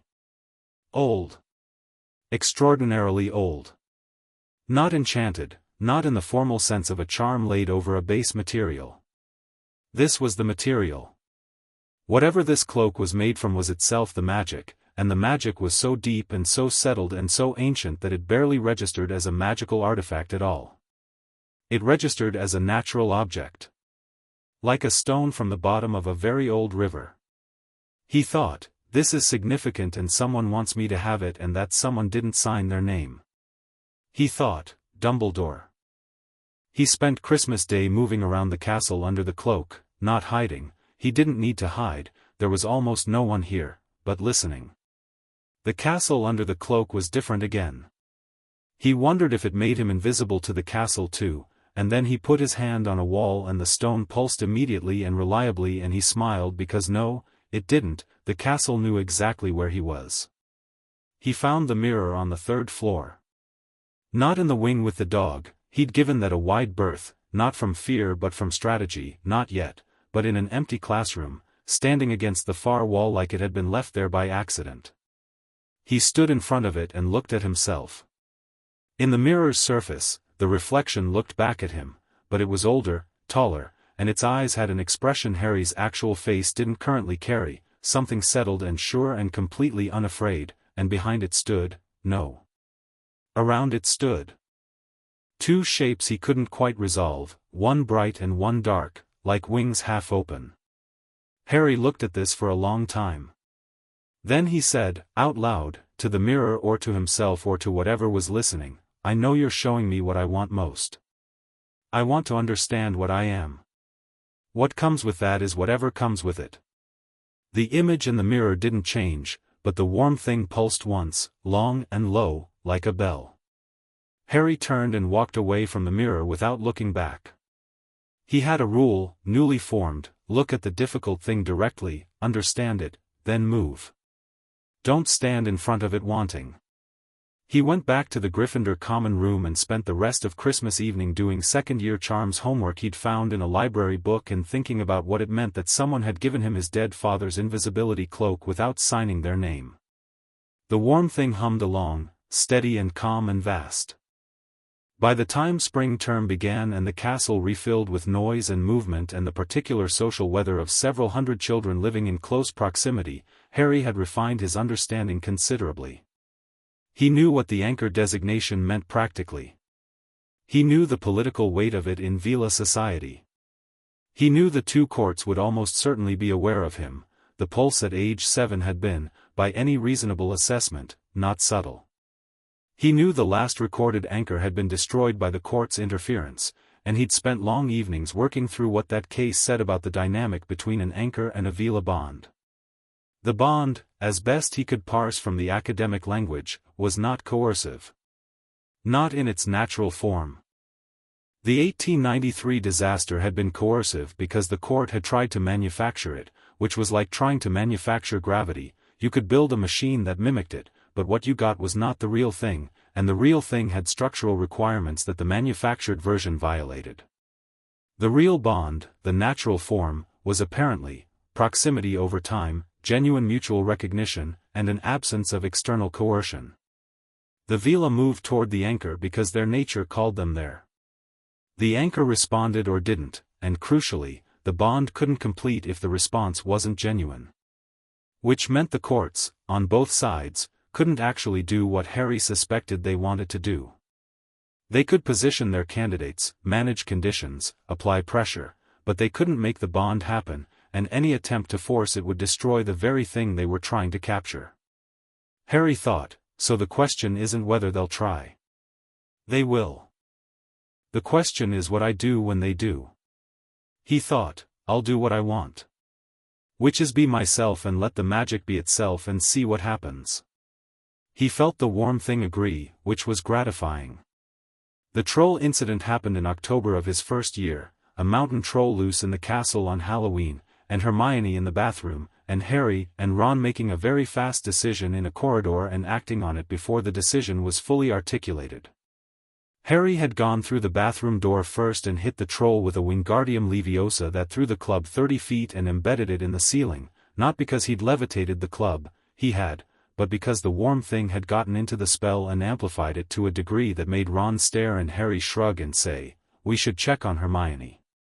After that, the three of them were a unit, because that was what happened when you fought a mountain troll together before Halloween. He told Hermione about the book first.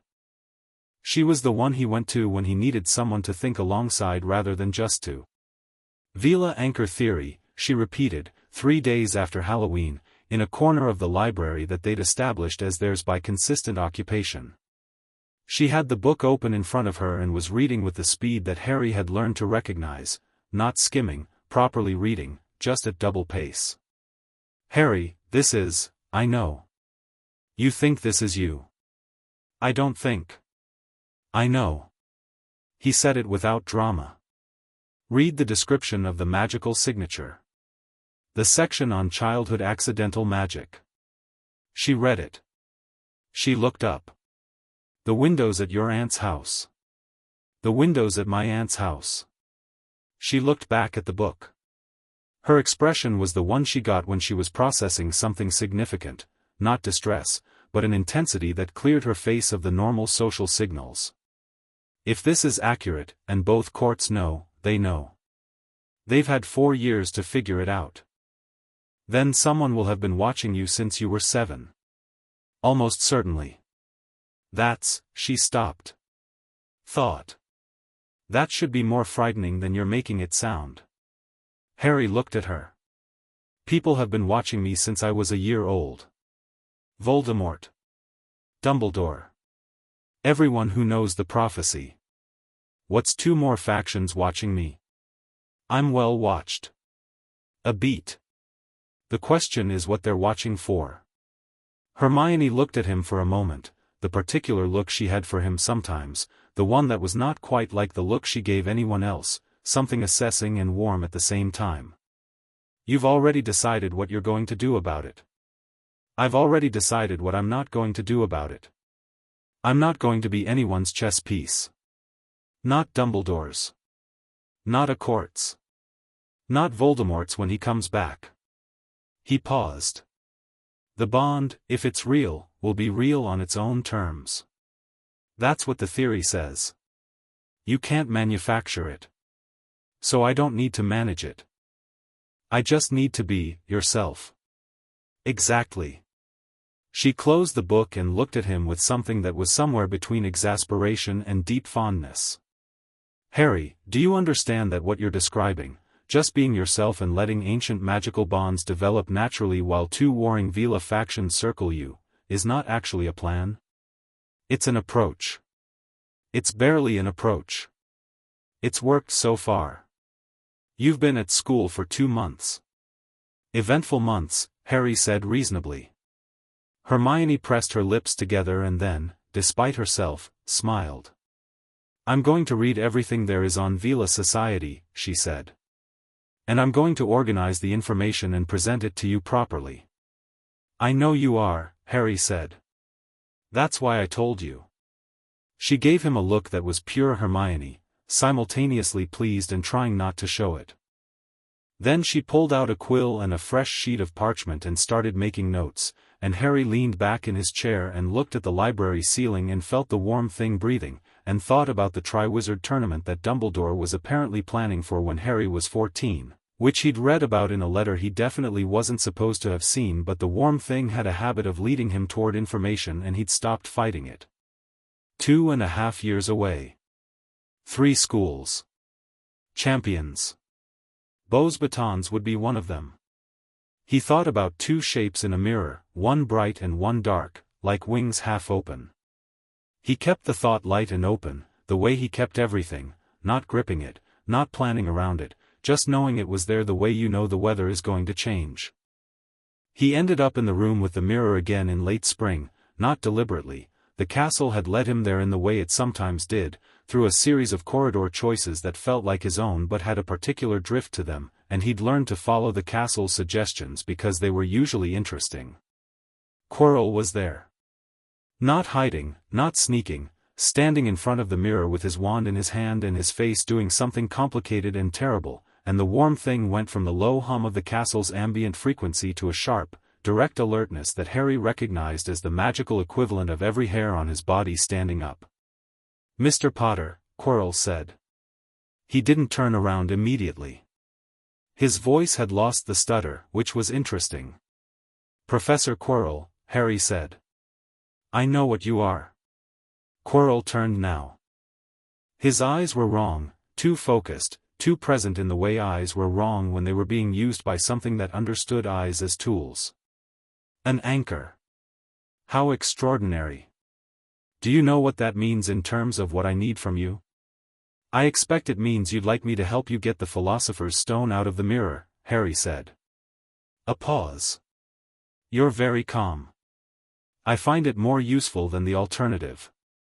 Quirrell took a step toward him and the warm thing surged, not fear, not aggression, something more like a deep structural resistance, the way the earth resists objects that try to pass through it. Harry felt it reach outward without any direction from him, felt it connect with the castle's ancient stones through the floor and the walls, felt something huge and patient wake up underneath both of them. I will not be hurting you, Quirrell said, in a voice that was trying to be reasonable. The Dark Lord simply requires, he doesn't require anything from me, Harry said. And you're not going to take the stone. The warm thing was very awake now. It was filling the room the way water fills a space, unhurried, complete, finding every edge and corner. Quirrell's wand came up and the curse that left it was a good one, well constructed, the kind of spell a competent dark wizard threw at a serious target. It hit the warm thing about 6 feet from Harry and simply stopped. Not deflected, it had nowhere to deflect to. It met a resistance that had no gaps in it and unwound, the spell structure coming apart thread by thread in the space of a second and leaving nothing. Quirrell stared. Harry walked toward him.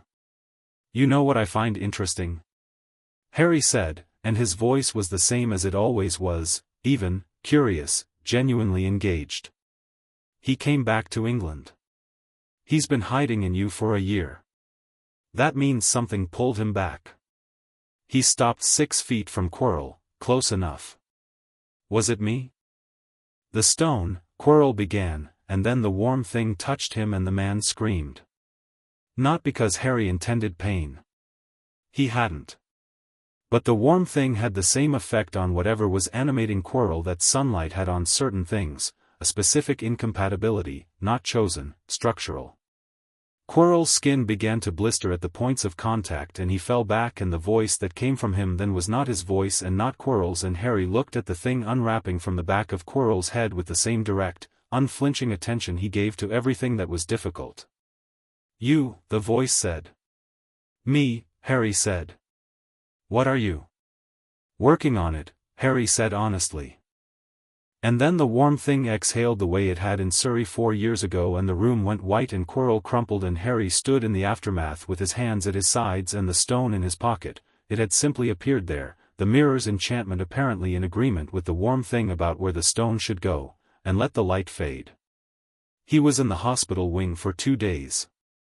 Dumbledore sat beside his bed on the first evening with his half-moon glasses and his long white beard and his expression of calibrated benevolence, and Harry looked at him and said, "The stone should be destroyed." Dumbledore's expression shifted fractionally. "I had considered, it should be destroyed," Harry said, "and whatever you're doing with the Flammels is a separate question. The stone existing is a problem because it's something to want, and things that are something to want cause people to do other things." He paused. "Like inhabiting defense against the dark arts teachers." Dumbledore looked at him for a long moment. That particular quality of his attention, measuring, warm, the thing that had probably convinced generations of students to trust him, was present and fully deployed. Harry looked back at him with the same equanimity he brought to mirrors and mountains and magic too big for the room. "You are not quite what I expected," Dumbledore said at last. "I know," Harry said. "What did you expect?" A pause. Something moved in the old man's eyes, something that might have been discomfort if Albus Dumbledore permitted himself that. "A child," he said. "A boy from the non-magical world, overwhelmed and grateful and manageable," Harry said. "Not unkindly. Just precisely." The silence stretched. "The stone will be dealt with appropriately," Dumbledore said finally. "Good," Harry said. He lay back against his pillow and looked at the infirmary ceiling. "I have a question." "Yes?" "The invisibility cloak. My father's." He glanced at Dumbledore. "Why didn't you give it back before now?" The longest pause yet. "Because I wasn't sure you were ready for it," Dumbledore said. "That was your decision to make?" The old man looked at him. Something shifted in his expression, not quite the benevolent headmaster, not quite the chess player, something more honest and therefore more interesting. "Perhaps not," he said quietly. Harry nodded. "We should probably talk more," he said, "but not tonight. I'm tired." Dumbledore stood, gathered his robes, and paused at the door. "Harry," he said. "What you did in that room, I know what I did. You understand that your magic is unusual." "Yes."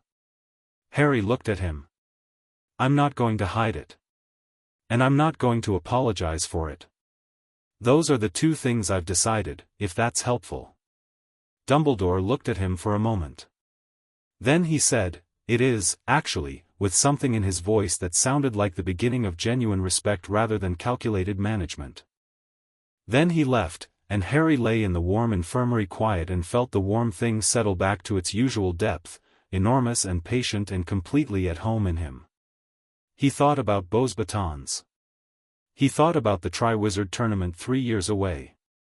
He thought about two shapes in a mirror, one bright, one dark, like wings. He wasn't sure if what he felt about that was anticipation or something older and deeper for which anticipation was just the nearest word. He decided it didn't matter much. He closed his eyes and went to sleep, and outside, the Scottish night was warm for May, and the stars were out, and the world was exactly as vast as it had always been. Chapter 4, Fire and Frost. The Triwizard Tournament arrived the way all significant things arrived in Harry's experience, with a great deal of noise covering a quieter signal underneath. He was 14. He'd spent 3 years at Hogwarts becoming, in the specific way that Hogwarts made people become things, entirely himself. He was not the overwhelming celebrity the wizarding world had decided he was. He deflected that with a consistency that had eventually convinced most people to stop trying. He was not the pawn Dumbledore had planned for. They'd reached, over 3 years of increasingly direct conversations, something that looked more like a cautious professional respect, which neither of them had entirely expected but both found more useful than the alternative. He was not afraid of Voldemort's inevitable return, which was perhaps the thing that confused people most, because Harry's relationship with the idea of Voldemort was not fear but a kind of clear-eyed readiness that had nowhere to go but forward. He was, simply, Harry, which was more than it sounded like. The warm thing had grown with him. Not louder, deeper. He'd spent 3 years in Hogwarts' magical environment, which was the equivalent of spending 3 years breathing very high-quality air, and the effect was the kind of quiet expansion that happened when something was given the conditions it was actually built for. He'd stopped thinking about it as separate from himself around second year. It was just how he worked. The magic was not something he did, it was something he was, and the distinction had practical consequences that his professors had largely stopped trying to explain and started simply documenting. McGonagall had told him, at the end of 3rd year, that she'd written to the Department of Mysteries. He'd told her that was fine. The Auror who'd come to talk to him in August had been professional and curious and slightly unnerved, and Harry had answered her question straightforwardly and then said, "I'm not interested in being studied. I'm interested in understanding what I am, and I'll do that on my own terms." She'd left looking like someone who wasn't sure if she'd just been managed or respected. Both, probably. The Goblet of Fire sat in the entrance hall under its age line, and Dumbledore had made the announcement about the tournament with the pleasure of a man who'd been waiting to make it, and the castle buzzed for days with the kind of excitement that precluded most other topics. Harry had listened to all of it and made no move toward the goblet because he was not entering, because he'd read the rules and the history and the specific mechanics of the binding magical contract that had historically accompanied the tournament, and he'd decided very clearly that he had no interest in being magically contracted to perform tasks for someone else's entertainment while someone else's dangerous magical artifact managed the structure of his magical obligations. He told Ron this. Ron had stared at him. But the 1,000 galleons, Ron. And the eternal glory, Ron. You could actually, he stopped, reading Harry's face. You're really not going to enter. I'm really not. You're insane. I'm 14 and I have access to the same historical records as everyone else, and the last time a champion died was 1792. Harry sat back in his chair by the common room fire. Also, the age line is interesting. Dumbledore drew it specifically to exclude us, which means he's put thought into protecting younger students, which means he considers the tasks genuinely dangerous, which means the magical contract element is the least of the problems. Hermione, who was sitting across from them with 3 books open simultaneously, said without looking up, "Beau's batons arrives on Thursday." Harry looked at her. She kept her eyes on her book. The delegation from Beau's batons. I thought you might want to know. He was quiet for a moment. Why specifically? She turned a page. Because you've reread your copy of the Sociology of Ancient European Magical Lineages 4 times in 3 years, the spine is broken in 6 places, and last week you were staring out the astronomy tower window at the general direction of France. A pause. I thought you might want to be mentally prepared is all. Harry looked at her for a moment. Then he looked at the fire. I don't need to be prepared for anything. I don't know that it'll be her. The leading Beauxbatons candidate for Triwizard Champion is Fleur Delacour, who is 21, who is the Delacour family heir, who by available evidence fully manifested as a Veela at 17. Hermione turned another page. I've been tracking this since 2nd year. Harry looked at her again. She looked up and met his gaze with perfect equanimity. You're my best friend and you have ancient magic so vast it makes the castle vibrate at specific frequencies, and 2 Veela factions have been aware of your existence since you were 7. The least I can do is keep decent notes. Ron looked between them. I feel like I'm missing something. Veela bond theory, Harry said. I'll explain later. It's in the book, Hermione said. I'll explain it better than the book, Harry said. Hermione made a small sound that was not quite agreement.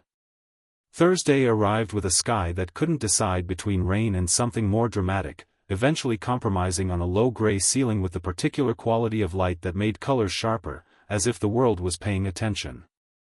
Harry was standing on the front steps with the assembled school when the Beauxbatons carriage appeared over the dark trees to the north, enormous, powder blue, pulled by a dozen winged horses that made Hagrid, standing 2 people down, make a sound of such pure professional appreciation that Harry felt briefly fond of him. The carriage descended with surprising grace for its scale and landed on the lawn, and the door opened and the Beauxbaton students descended in a group, tall and poised in their pale blue robes, and the watching Hogwarts crowd reacted to their collective Veela allure with the predictable results, sighing, swaying, glazed expressions. Harry felt the allure like weather, present, real, harmless. His magic acknowledged it with the same interested detachment it brought to most atmospheric phenomena and returned to its usual frequency. He was watching the carriage door. She came out last. He'd expected, he didn't know what he'd expected. The book's description of Veela was academic and therefore inadequate. His own experience of magical signatures was more reliable but also couldn't have prepared him for the specific reality of a fully manifested Veela heir at 21. Standing on the lawn of Hogwarts in grey October light with silver-white hair that moved in no wind he could feel and a bearing that somehow conveyed both perfect ease and complete readiness simultaneously. The warm thing went absolutely, completely, perfectly still. Not quiet. Not retreating. Still, the stillness of something that has been waiting without knowing it was waiting and has just received the information it was waiting for. It was different from anything Harry had felt before, including the castle and the stone and Quirrell's possession and all the rest of it. It was the difference between a compass spinning and a compass finding north. He breathed, slow and deliberate, and kept his face neutral. Fleur Delacour walked across the lawn and the grey light did something strange with her hair, and her eyes moved across the assembled crowd with the assessment of someone accustomed to being looked at who was nevertheless primarily interested in the looking. Her gaze moved and then it found him. Stopped. For approximately 3 seconds, which was long enough to be noticed by anyone paying attention, Fleur Delacour and Harry Potter looked at each other across 20 meters of October lawn, and the world did something Harry couldn't quite describe, a shift, a settling, a particular quality of recognition that had nothing performed or social about it. Then she looked away. Clean and deliberate. He kept his own face neutral and breathed and said nothing. Ron, next to him, was doing the glazed thing that Ron did around Veela allure. Blimey, Ron said. Harry said. Hermione, on his other side, was very carefully not looking at him. He met her properly at dinner. Not engineered, the seating at the welcome feast put Beauxbaton students distributed through the hall rather than at a separate table, a change from tradition that Dumbledore had made without explanation, and Fleur Delacour sat down across from Harry with the expression of someone who has made a deliberate choice and is entirely at peace with it. "You are Harry Potter," she said. Her English was precise and accented and completely confident. "I am," Harry said. "I am Fleur Delacour." "I know." A pause. "I've known your name for 3 years." Something moved in her eyes, not surprise, but a recalibration of some kind, a reassessment happening in real time.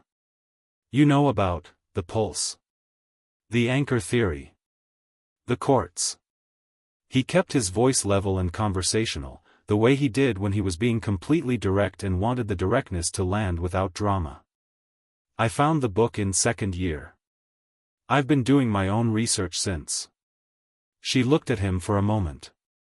Across the table, one of the other Beauxbatons students, a dark-haired boy, was listening with transparent interest, which Harry noted without addressing.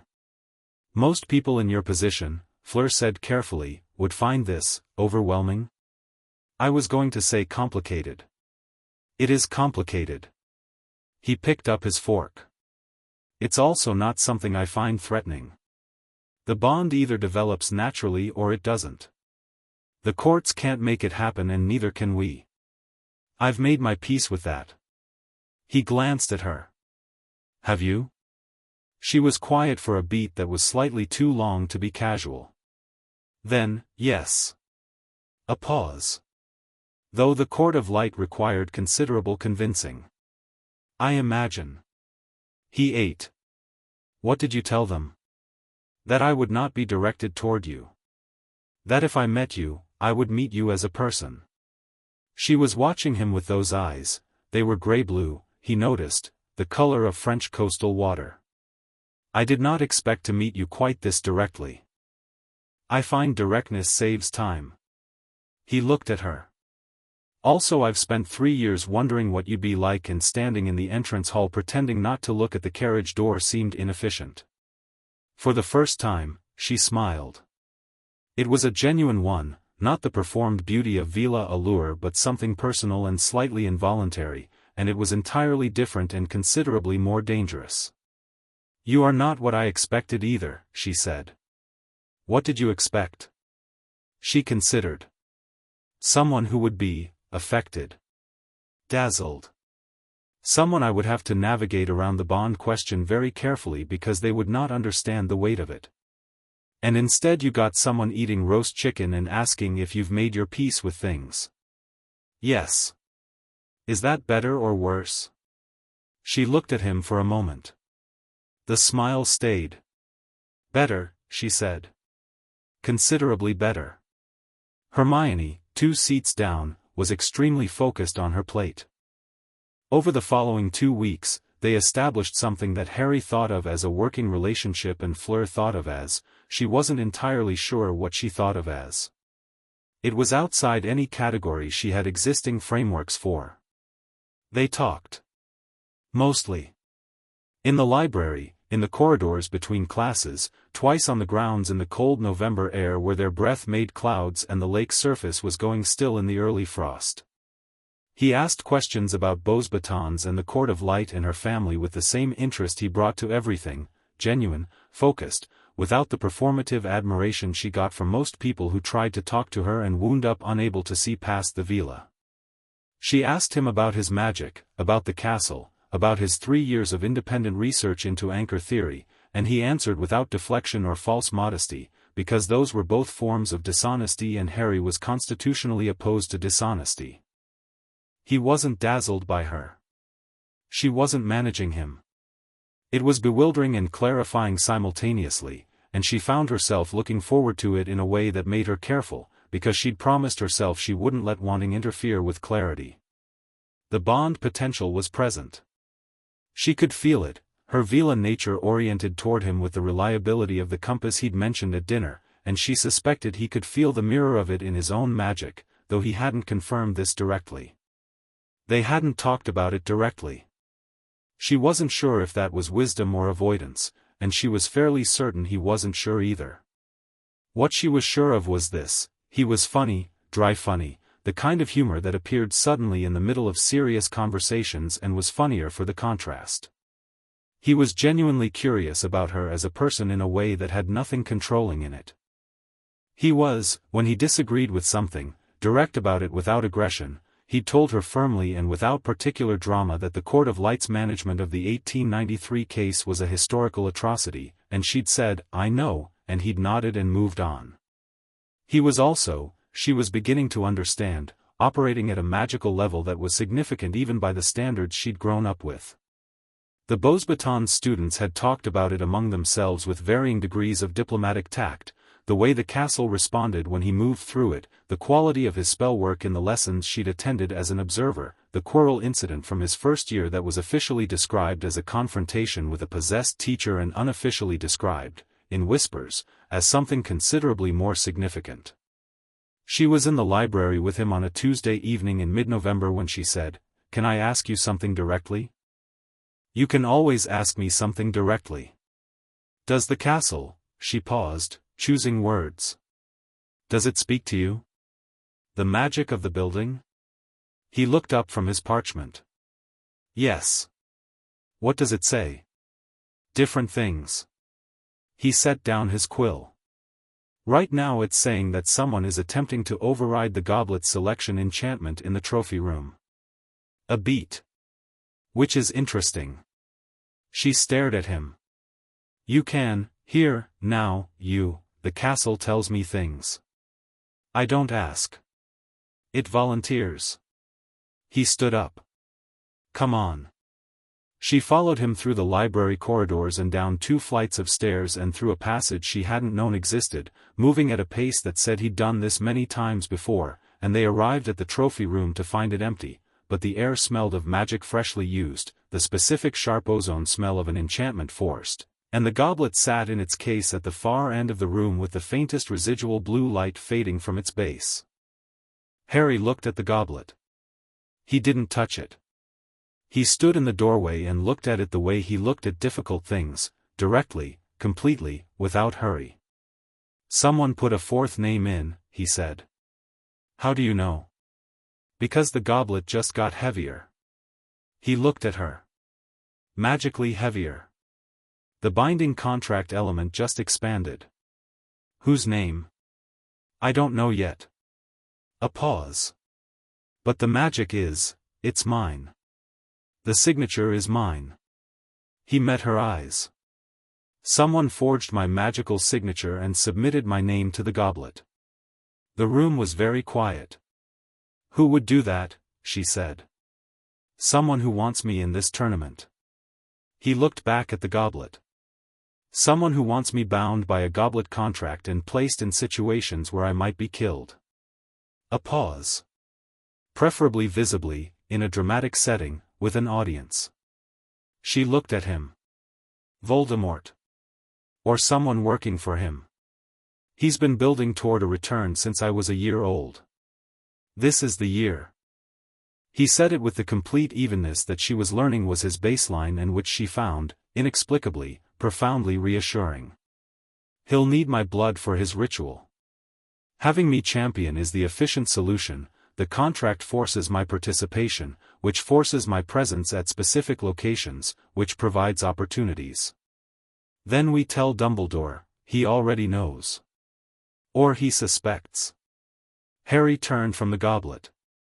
"Dumbledore always already knows.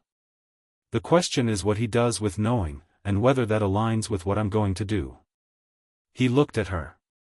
"I'm going to compete.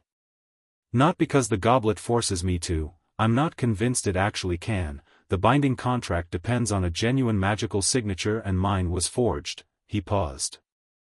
"But because if Voldemort is using this tournament to reach me, the safest place to be is at the center of it, where I can see clearly, rather than fighting the binding from outside and spending the whole year looking over my shoulder." She looked at him for a long moment.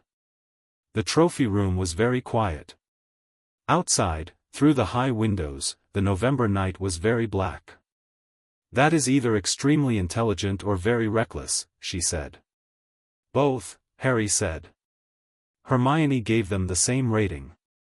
The goblet selected champions 2 days later and Harry's name came out 4th, and the look on Dumbledore's face when it did was the look of a man whose chess piece had just explained, politely and firmly, that it had opinions about the board.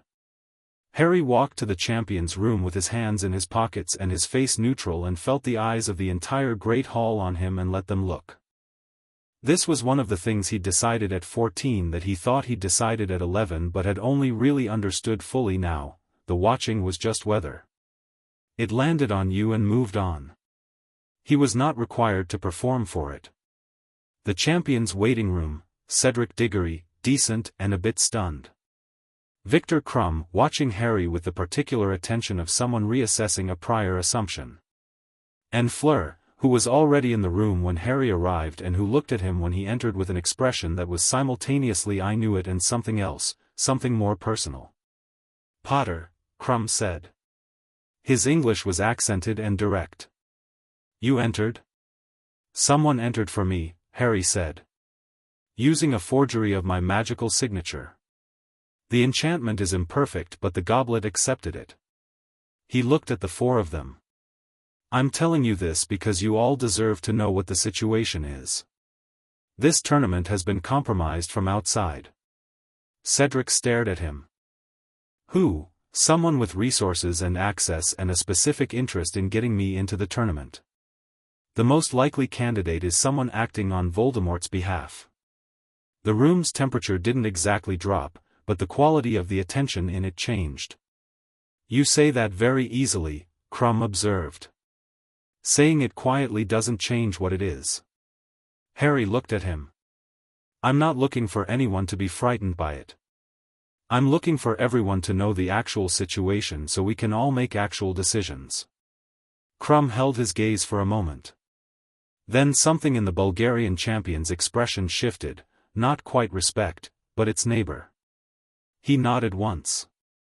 Dumbledore arrived with the other teachers and the tournament officials and the organized chaos of establishment trying to reassert itself over an outcome it hadn't anticipated, and Harry stood in the middle of it and answered questions with complete honesty and full information and didn't shout or protest or perform distress, and watched several adults struggle visibly with the specific challenge of a 14-year-old who was not reacting to their situation the way a 14-year-old was supposed to react to their situation.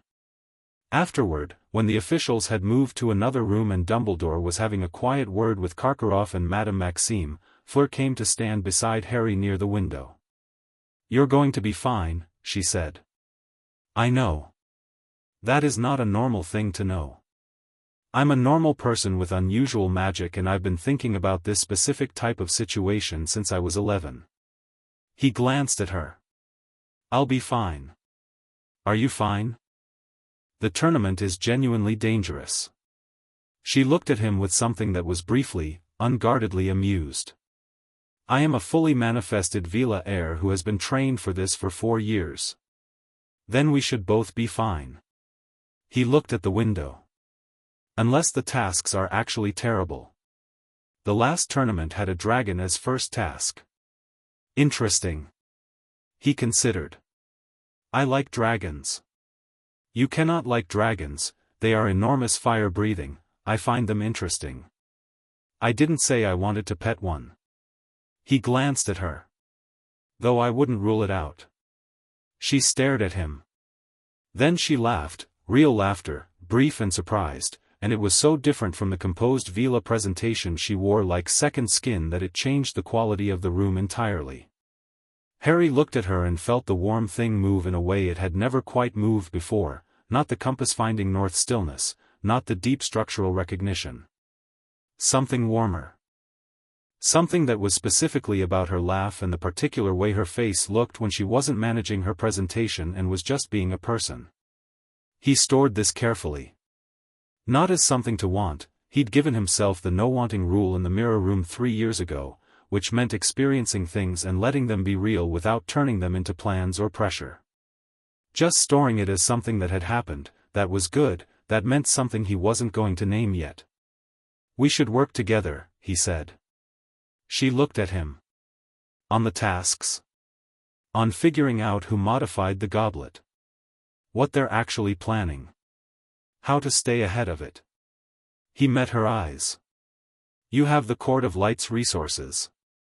I have the castle's information. And you've been watching the Dark Veela situation, Veils Obscures. That's another moving piece. Something sharpened in her expression.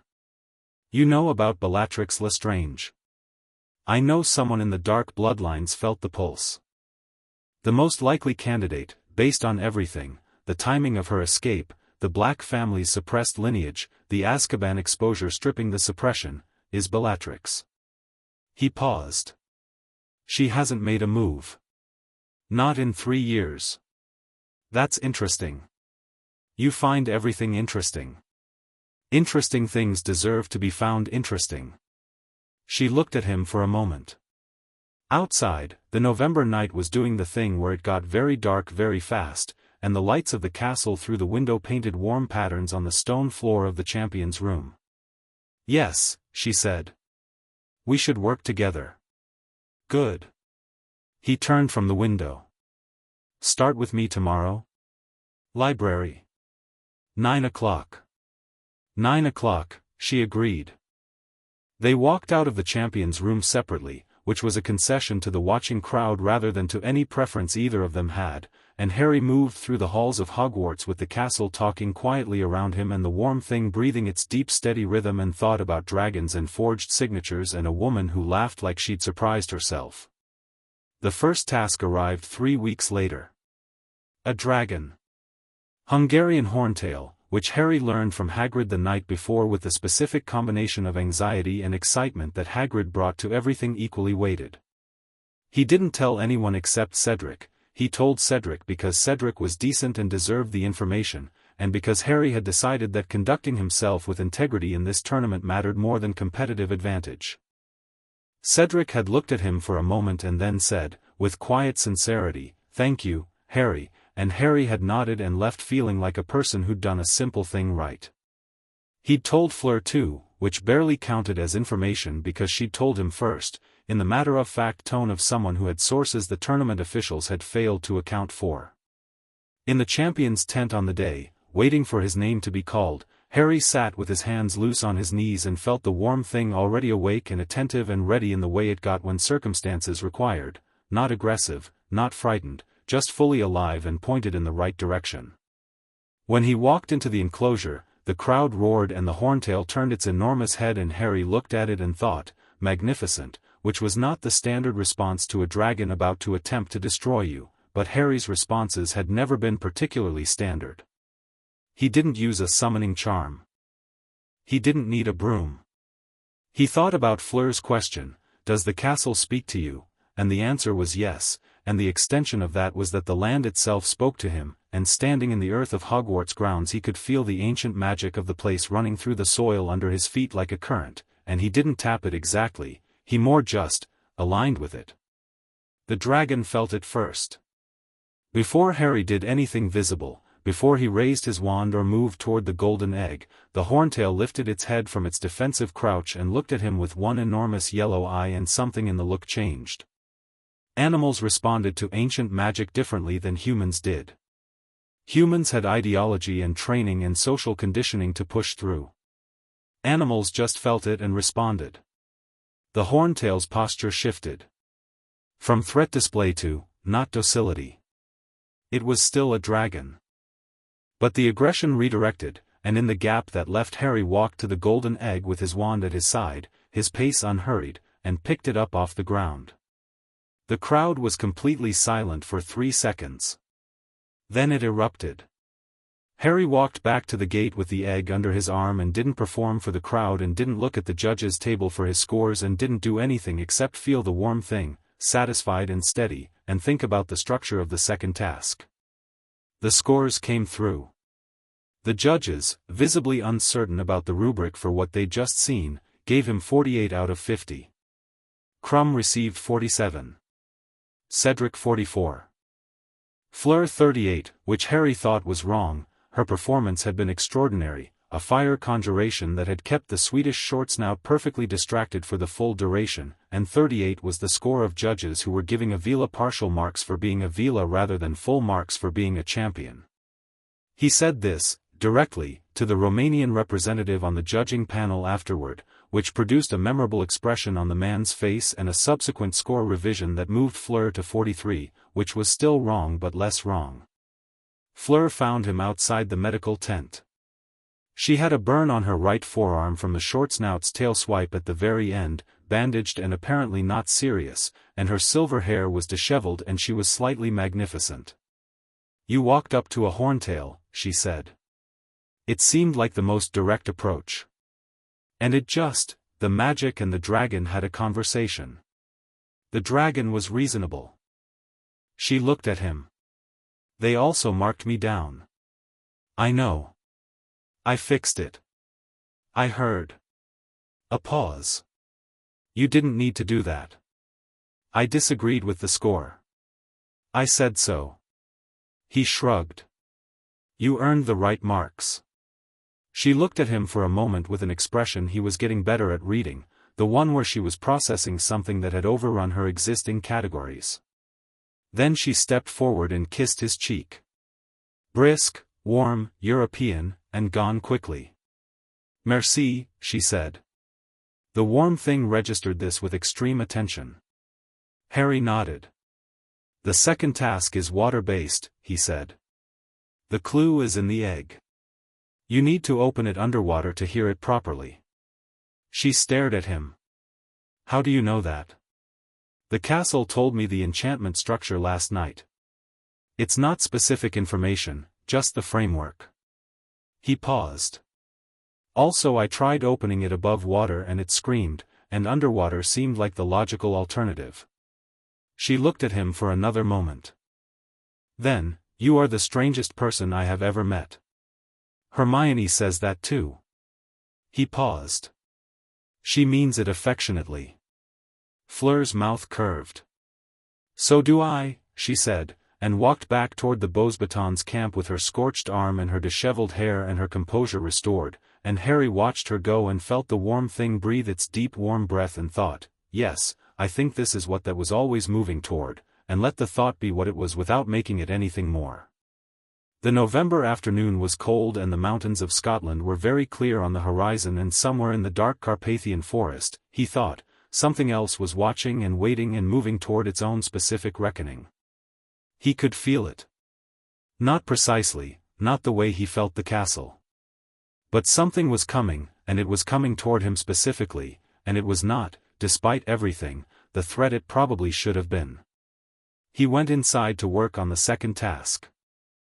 Chapter 5, The Court of Shadows Falls. The Carpathian Forest in January was a different animal than the Carpathian Forest in any other season.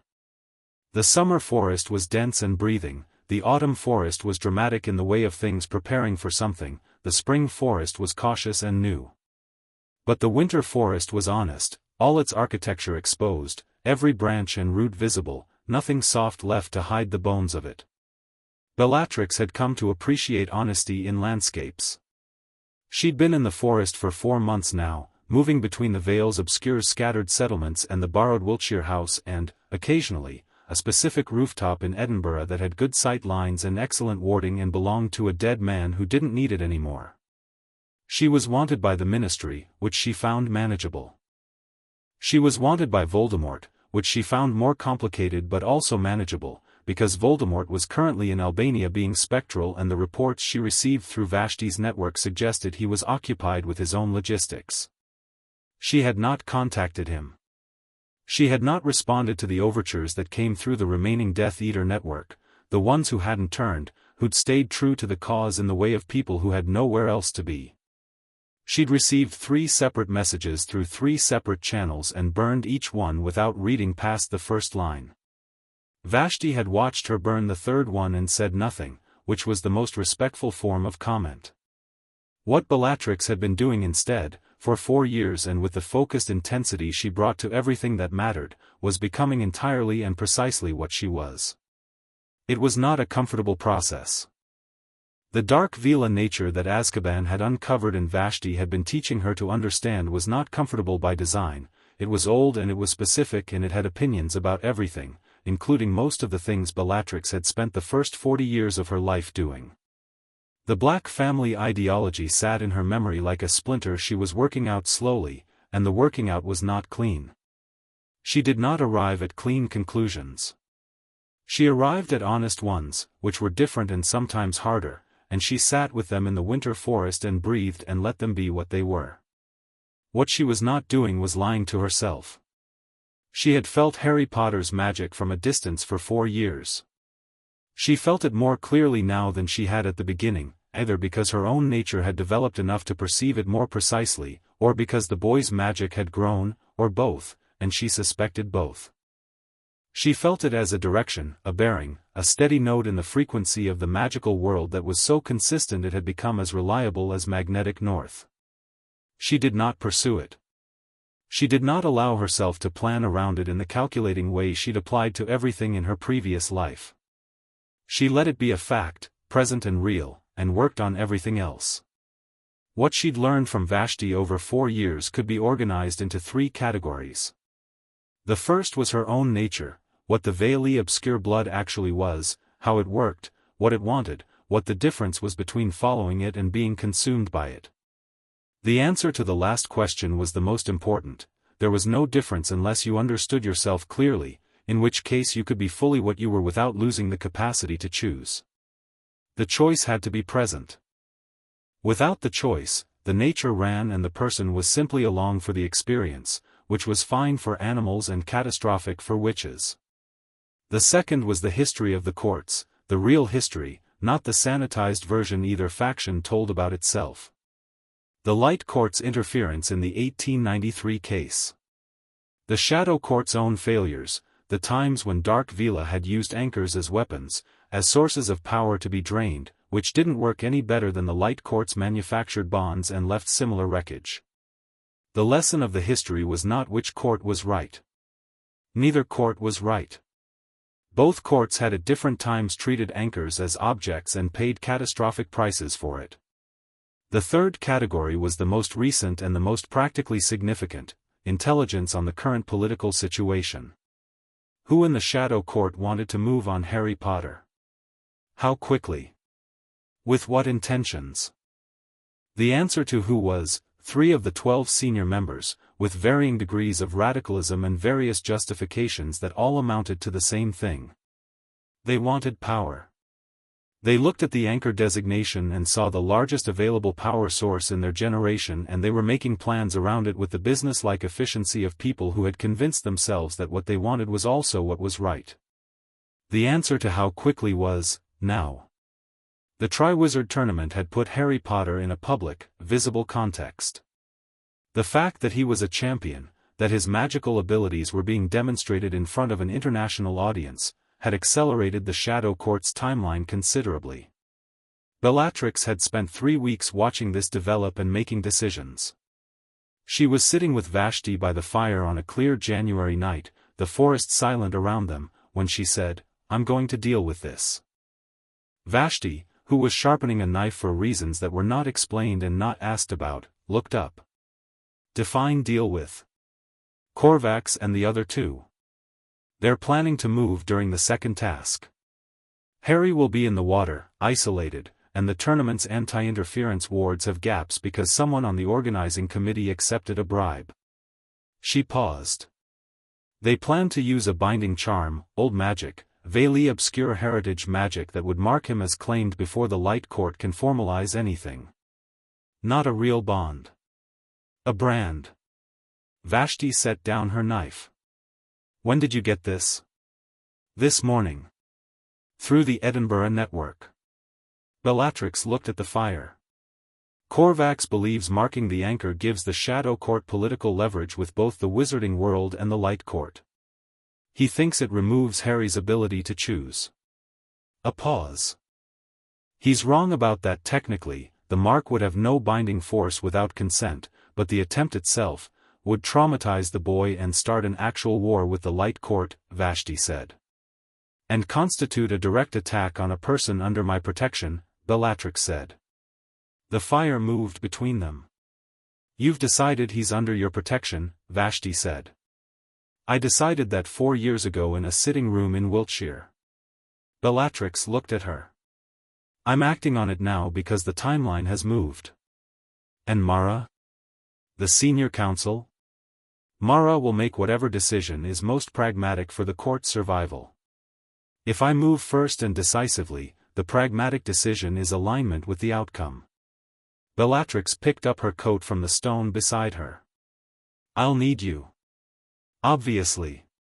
Vashti picked up her knife again and finished what she was doing. The tournament is at Hogwarts. Second task is February. The lake. She stood. We'll be there a week before to learn the specific ward structure.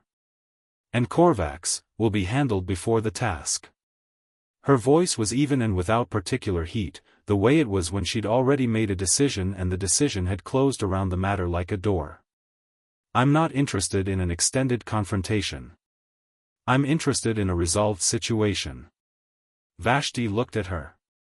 You've gotten very economical. Azkaban, Bellatrix said. Yes. A pause.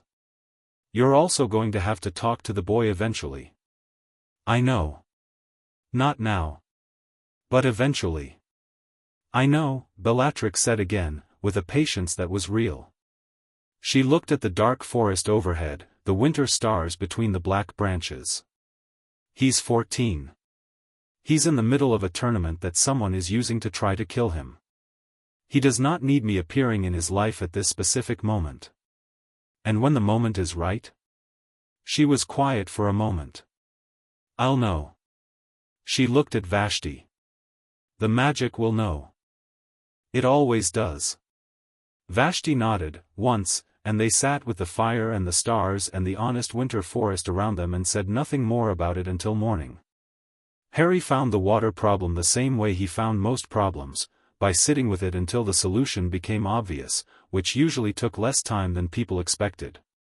The golden egg told him, in its underwater voice that Fleur had decoded first and told him about with the slightly competitive generosity that characterized their working relationship, that something would be taken from him and he had an hour to find it in the lake. He'd spent a week sitting with the edge of the lake in the early mornings, putting his hand to the water the way he put his hand to the castle walls, and the lake had told him things. The lake was not the castle. It was not architectural, not shaped by human purpose. But it was old and it was full and it had magic in it the way ancient water always had magic in it, the kind that accumulated over centuries of proximity to an extraordinary place. Mere people in the depths. Grindylows in the shallows. And a quality of magic in the water itself that was not hostile but was specific. The lake had its own nature, and it was patient and cold and clear and not particularly interested in the warm thing except in the way that water and fire were not particularly interested in each other but could occupy the same world. He sorted out the gillyweed question on a Thursday in January, which gave him 3 weeks to think about other things. What he was thinking about, on a Friday morning while Hermione organized the intelligence files she'd built on the court situation, was the specific problem of Voldemort's return. He'd been thinking about it since first year and the thinking had arrived at a conclusion that was uncomfortable and simple. It was going to happen, the when was a question of preparation not prevention, and the right approach was to be ready rather than to prevent. The blood ritual requires willing participation from me or coerced participation, he said to Hermione, who was writing in 3 columns simultaneously. True willing participation from me isn't going to happen. Coercion requires getting me alone and vulnerable. The tournament is the plan for that. Probably the third task, Hermione said without looking up. The maze. Portkey from the center. That's what I thought. He'd thought about it from 3 angles and they all pointed the same direction. So the question is what happens at the end of the third task when someone tries to use a portkey to take me to a graveyard. Hermione's writing stopped. She looked up. You know it's a graveyard? The blood ritual has specific requirements. Location is one of them. The Riddle family grave is in Little Hangleton, which I found in the records Dumbledore gave me access to last year. He paused. He gave me access, by the way, because I asked him directly for everything he had on Voldemort and he was either surprised enough or impressed enough to say yes. I think both. Hermione looked at him for a moment. And what happens at the graveyard? He comes back. That's going to happen. I've accepted that. Harry was looking at the window. Outside, the February lake was very still. The question is whether it happens on his terms or mine. Those are the only options you're considering? The third option is that it doesn't happen at all, which requires preventing the port key activation, which requires knowing which object in the maze will be the port key, which I won't know until I'm inside the maze. He turned from the window. So I'm focused on the graveyard scenario. If I'm there and he comes back, what are the specific advantages I have that he won't account for? Your magic, Hermione said immediately. Yes. And the specific incompatibility between my magic and his. We shared a spell once. Well, he tried to kill me when I was a year old, and whatever that interaction created, it's specific. He can't directly harm me at the level of ancient magic. He found that out when Quirrell tried to touch me in first year. A pause.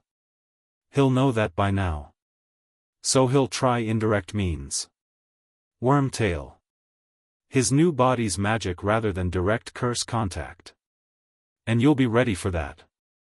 I'll be ready for that. He said it without drama. The thing I'm more interested in right now is the lake. She looked at him. What about the lake? Something's coming. Not from the water, from outside. The wards have a structure I've been learning for the past 2 weeks, and there's a gap in the southeastern portion that was introduced recently. The castle noticed it 3 days ago. He looked at Hermione. Someone's planning something during the second task. She set down her quill. Fully this time. The Shadow Court. That's my assumption. The timing aligns with what Fleur told me about the court's internal debates. Someone on their council wants to mark the anchor as claimed, old magic, more symbolic than binding, but the attempt itself is what they're after. Political statement to both courts. He paused.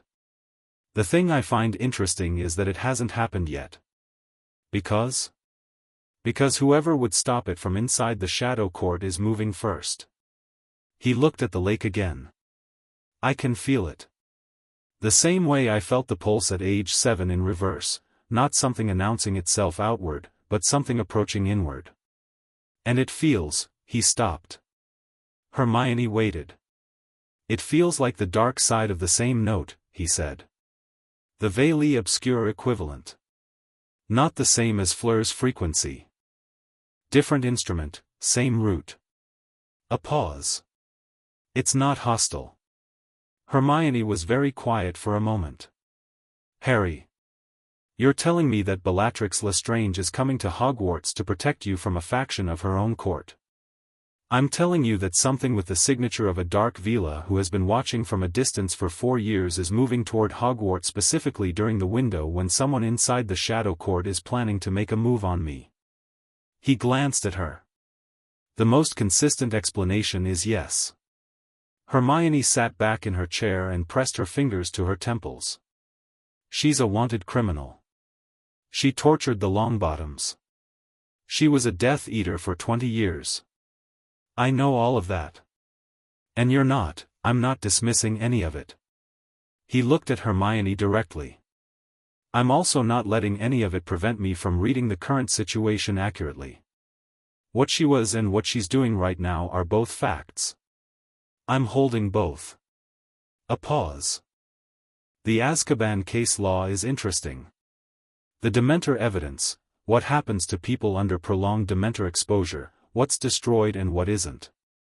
The things the Dementors can't touch are fundamental. Structural.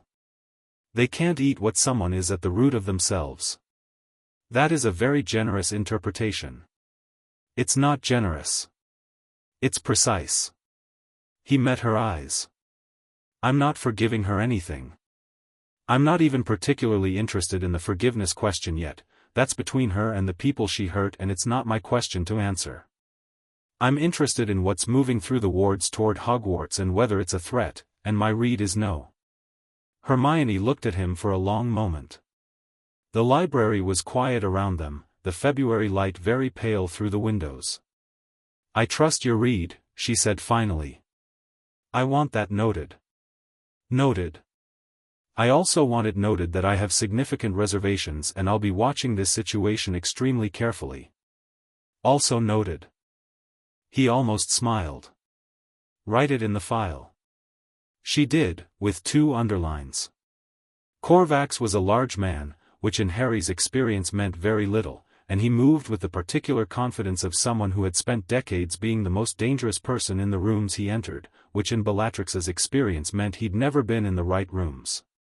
She found him in the southeastern ward gap on the Tuesday before the second task, which was exactly when she'd expected him, because Corvax was competent and predictable in the way that people were predictable when they'd never had their plans seriously challenged. He had 2 others with him, a woman named Dreza who was quick and clever and genuinely dangerous, and a younger man whose name Bellatrix hadn't bothered to learn because he was there for numbers and numbers were the first thing you removed. Vashti took the younger man before he saw her. Professionally, without noise.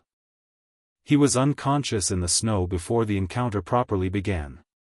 Bellatrix walked into the ward gap from the south and Corvax turned, and the moment he saw her his expression went through several stages rapidly: surprise, recognition, reassessment, and something that was almost respect, except that Corvax didn't actually respect things he hadn't already decided to respect, which was his primary structural flaw. "Lestrange," he said. "Corvax." She stopped 10 feet from him. Her wand was in her hand but pointing at the ground, which was a statement. "You're not doing this." The court decided. The court didn't decide. 3 members of the court decided. Mara hasn't sanctioned this. She looked at him steadily. "I talked to Mara yesterday." A pause. Corvac's jaw tightened fractionally. "The mark is necessary," he said. "The Light Court already has a candidate positioned. If we don't establish claim, there is no claim," Bellatrix said. "That's what neither of you understand. That's what the Light Court has been getting wrong for 100 years and what we have been getting wrong for equally long." She kept her voice even. Not cold, even. "An anchor's bond cannot be claimed. Cannot be established by force or marking or any external apparatus. The 1893 case exists. We know what the Light Court did. We know what happened. We have the same records." She paused. "Or are you telling me we have better reasons for doing the same thing they did?" Dreza, beside Corvax, was watching Bellatrix with the specific attention of someone reassessing. Bellatrix noted it. Dreza was intelligent. She was here because she believed in the cause, not because she agreed with the method. "You've been in England for 4 years, Corvax said. Playing a long game. We're aware. What we're not clear on is whose game it is." "Mine," Bellatrix said. "That's the problem." "No," she said. "The problem is that you want to use a 14-year-old boy as a political instrument and you've convinced yourself it's for the court's benefit, which is the same lie the Light Court tells itself." She took a step forward and her Dark Veela nature was fully present now, not threatening, not performing, but present the way fire was present in a room, something that changed the available oxygen simply by existing. "I am telling you once. You are not marking him. You are not approaching him. You are not entering Hogwarts grounds this week or next or any week before he is an adult and capable of choosing his own direction." Her eyes met Corvax. "If you try, you'll what?" He took a step toward her. "You're one woman. You've been in a forest learning parlor tricks for 4 years," the ward gap exploded. Not literally, not fire or debris or any of the dramatic vocabulary of magical confrontation. It was simpler than that. Bellatrix's Dark Veela magic was not the luminous display of the Light Court's power, it didn't broadcast. It reached. It found the specific frequency of the enchantment Corvax had been preparing and pulled it apart at the foundation, the way you pulled the bottom card from a house of cards, and his prepared binding charm unraveled in the air between them and the threads of it scattered like smoke. Corvax stared at the space where his enchantment had been. "Parlor tricks," Bellatrix said. He raised his wand. She moved, not dramatically, not with the theatrical flourish of her pre-Azkaban style, just with the efficiency of someone who had reduced all movement to what was necessary. She was inside his wand range before he finished the first syllable, and her elbow connected with his jaw and his wand hand dropped and his wand hit the snow, and then her wand was at his throat, and the whole sequence had taken 3 seconds. Behind her, she heard Vashti handling Dreza, a brief exchange, the specific sounds of a fight where both participants were competent and one was slightly more so, ending in a sudden silence that said Vashti had won. Bellatrix looked at Corvax. He was bleeding from his lip. His eyes were the eyes of someone rapidly rebuilding their threat assessment. "Here is what's going to happen," she said quietly. "You're going to go back to the forest. You're going to tell Mara that you encountered unexpected complications and the timeline is not viable. And then we are going to have a full court discussion about the anchor question in which I will be present and heard." A pause. "If you try this again before that discussion happens, I will know before you arrive, because I can feel his magic from 50 miles away and anyone who approaches it with intent will register." She pulled back. "Are we clear?" Corvax was quiet for a moment. "Then, you're not doing this out of ideology." "No. He stopped. His expression shifted into something that was genuine surprise, stripped of the calculation. "You felt the pulse 4 years ago." "Yes." "The Dementors, yes." He looked at her for a long moment. In the cold clearing, the winter forest absolutely still around them, something moved in Corvac's face that was not political and not tactical, something more personal and older. "You have the pull," he said. "Yes," Bellatrix said. A longer silence. The snow creaked in the cold. "Mara thought something like this might have happened," Corvax said. "The way you came back from Azkaban. What you were doing in the forest." He looked at her. "She didn't tell us." "Mara is very smart," Bellatrix said. He picked up his wand from the snow. He held it loosely, pointed at the ground. His eyes went to the castle, Hogwarts visible above the dark tree line, lit against the winter sky, enormous and warm-looking from this distance. "What if the Light Court's candidate is already bonded to him?" he said. Not aggressive. Genuinely asking. "Then she is," Bellatrix said. "And I will deal with that when it's a fact rather than an assumption." She paused. "The bond theory says there can only be one anchor bond. One Veela, one resonance. But the theory also says the anchor chooses. Whatever he chooses is what it is. And if he doesn't choose you?" The wind moved through the winter trees. Bellatrix felt the note of Harry's magic in the distance, that steady bearing, that reliable north, and felt the answer to the question clearly. "Then I will still have come here and done this," she said. "Because he is a person and what Corvax was planning was wrong. The choice I make now has nothing to do with what I get from it." She turned and walked back through the ward gap. Vashti fell in beside her, slightly out of breath, and they moved through the forest in silence for a while. "That was," Vashti said eventually, unexpectedly principled. "Don't make it sound remarkable." "It is remarkable. You are Bellatrix Lestrange." "I was Bellatrix Lestrange." She looked at the castle lights through the trees.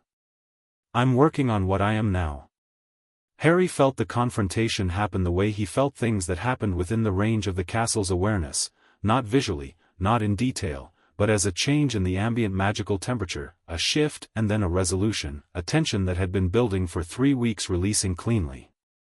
He was in the library when it happened, finishing his transfiguration essay, and he set down his quill and sat for a moment and breathed and let the warm thing acknowledge what it was feeling. Relief, partly. The ward gap threat was resolved. But underneath the relief, something else. Something that was specifically about the quality of the magic that had resolved it, the dark frequency he'd been tracking for weeks, the bearing that had been moving toward Hogwarts and had now stopped at the forest perimeter and gone still. He pulled out a fresh piece of parchment. He thought for a while, quill in hand. Then he wrote, I know you're in the forest. I know what you did with the ward gap. The castle told me. I'm not asking you to identify yourself. I know who you are. I'm not frightened of you and I'm not going to pretend otherwise. I'm also not going to pretend the history doesn't exist, because it does, and the people it hurt are real and what you owe them is between you and them. What I want to say is, thank you. For the 4 years of watching from the right distance. For tonight. For not being what the court wanted you to be. You can stay in the forest as long as you need to. You don't owe me an explanation. But if you want to talk, eventually, when you think it's right, I'm here. He sealed the parchment and took it to the castle's eastern window at midnight, the one that opened toward the forest, and released it with a directed wingardium that the warm thing helped him aim, not toward a specific person but toward a specific magical signature, the dark note he'd been tracking for weeks, letting the magic find its own direction. Then he went to bed and slept without difficulty, which was something he'd always been good at. Bellatrix caught the parchment 45 minutes later, in the forest. She'd felt it coming before she saw it, felt the warm thing in it, directed and specific, finding her with the precision of something that knew exactly what it was looking for. The parchment was warm in her hands. The handwriting was neat and unadorned and the letter was short. She read it twice. Then she sat down in the snow against an old beech tree and read it a third time, and the winter forest was very quiet around her and the stars were out and somewhere in the castle a 14-year-old boy was asleep and entirely unafraid. She felt something she didn't have good vocabulary for. Not the strategic or calculating or consuming things of her previous life. Something much simpler and considerably harder to carry, the feeling of being accurately seen, not managed or romanticized or feared, just looked at clearly by someone who understood the difference between the past and the present and was extending, without sentimentality, a genuine hand. She folded the parchment and put it inside her coat, against the warm thing in her own chest, and sat with the stars for a long time. Vashti, 10 meters away, asked no questions. The second task arrived on a gray February morning and Harry walked into the lake with gillyweed in his pocket and the warm thing fully awake and went to find what had been taken. What had been taken, he discovered, was Ron, suspended in the lake bed with 4 other hostages, Hermione, Fleur's little sister Gabrielle, Crumb's girl, Cedric's girl. He freed them all. Not because the task required it, the task required him to free his own person only, but because they were all children and the idea of leaving them in the water while he swam to the surface bothered him in the simple direct way that wrong things bothered him. The Grindylows tried to be a problem. The warm thing reached outward through the water, not the same connection as with the castle, but a connection nonetheless, and found the same quality of old magic in the lake's depths that it had found in the castle's stones, and the Grindylows felt it and scattered. He surfaced with Ron and then went back down for Gabrielle when it was clear Fleur wasn't going to make it in time. Her partial Veela fire transformation had been disrupted by the cold and she was struggling at the shallows with the frantic urgency of someone fighting a current they couldn't see. He brought Gabrielle up through the winter water and broke the surface with both of them and heard the crowd on the bank and Fleur's voice cutting through everything else. She was in the water to her waist when he reached the shallows, which was remarkable given February in Scotland, and she grabbed Gabrielle and held her and looked at Harry with an expression that he could not immediately categorize because he'd never seen it on her face before, completely unguarded, all the Veela presentation gone, just Fleur, terrified and grateful and real. She said his name. Just his name, in French, Harry, and put her free hand on his face for one brief second with a fierceness that had nothing performed about it. "She's fine," Harry said. "I had her." "I know you did," Fleur said, and her voice was not steady, and she held Gabrielle tighter and looked at Harry over her sister's head and the bond potential between them was so present in that moment it was almost visible. Harry met her eyes. He didn't look away. He let the moment be what it was. "Come out of the lake," he said gently. "It's February." She laughed, slightly wetly, and waded out with Gabrielle and Harry waded after them and the crowd on the bank was doing something loud that he didn't pay much attention to. The judges scored the task and the numbers shook out, Harry first, Crumb second, Cedric third, Fleur fourth, docked points for not completing her task despite the obvious circumstances. Harry gave the judging panel the specific look he'd developed for institutional obtuseness and said, she was prevented by external interference. The lake's magical structure disrupted her transformation. Then he looked at Dumbledore directly. The ward gap in the southeast perimeter was used 2 days ago. Someone was in the forest. Dumbledore's expression went through several things. Then, thank you, Harry. I will look into it. It's resolved, Harry said. But you should know it happened. He paused. There are factions moving around the tournament that have nothing to do with the tournament. I'm aware, I know you're aware. He met the old man's eyes. I'm telling you so you know I'm aware too. A pause. We should probably have another one of our direct conversations soon. Dumbledore looked at him. Yes, he said. I believe we should. Harry nodded and walked back to where Ron and Hermione were standing with towels and the particular expressions of people who had been held hostage underwater and were processing the experience at their respective speeds. Ron's speed was immediate and verbal. Hermione's speed was analytical and would arrive at its full conclusions in approximately 4 hours. I was asleep, Ron said. The whole time. I didn't feel anything. It was a sleeping charm. You weren't in danger. I was on the bottom of a lake. In a sleeping charm. Harry accepted the towel Hermione held out. How are you? Wet, Ron said. And hungry. And, honestly, fine, yeah. He looked at Harry with the affectionate exasperation that was their primary mode of interaction. You freed all of them. It seemed right. The task said, I know what the task said. He dried his hair. I did what seemed right. Ron looked at him for a moment. You always do, he said, which was the most sincere thing Ron Weasley tended to say, and Harry felt the warmth of it in a simple, direct way. Fleur found him an hour later, dry and composed, with Gabrielle at her side and her presentation restored except for something in her eyes that was different from before the lake. I want to introduce you properly, she said. This is Gabrielle. Gabrielle was 8 and had very large eyes and was looking at Harry with the expression of someone who had been told about a person for years and was finding the reality of them interesting. You are the one with the very big magic, she said, in precise English. Yes, Harry said. Maman says so. She says the pulse you made when you were 7 reached France. She looked at him with the directness of an 8-year-old who hadn't yet learned to soften assessments. You don't look very big. No, Harry agreed. I usually don't. Gabrielle considered him for another moment. Then she nodded with apparent satisfaction and switched to French to ask Fleur something, and Fleur answered her and looked at Harry over her sister's head with the look he was becoming fluent in, the one that said something she wasn't saying yet, something that was close to the surface and getting closer. He looked back at her with the same openness. Letting the moment be what it was. The February afternoon was cold and the lake was very still again, and somewhere in the forest behind the castle, a Dark Veela with an extraordinary history sat in the snow with a letter in her pocket and the long patience of someone who had learned, finally, to trust the magic to know when it was time.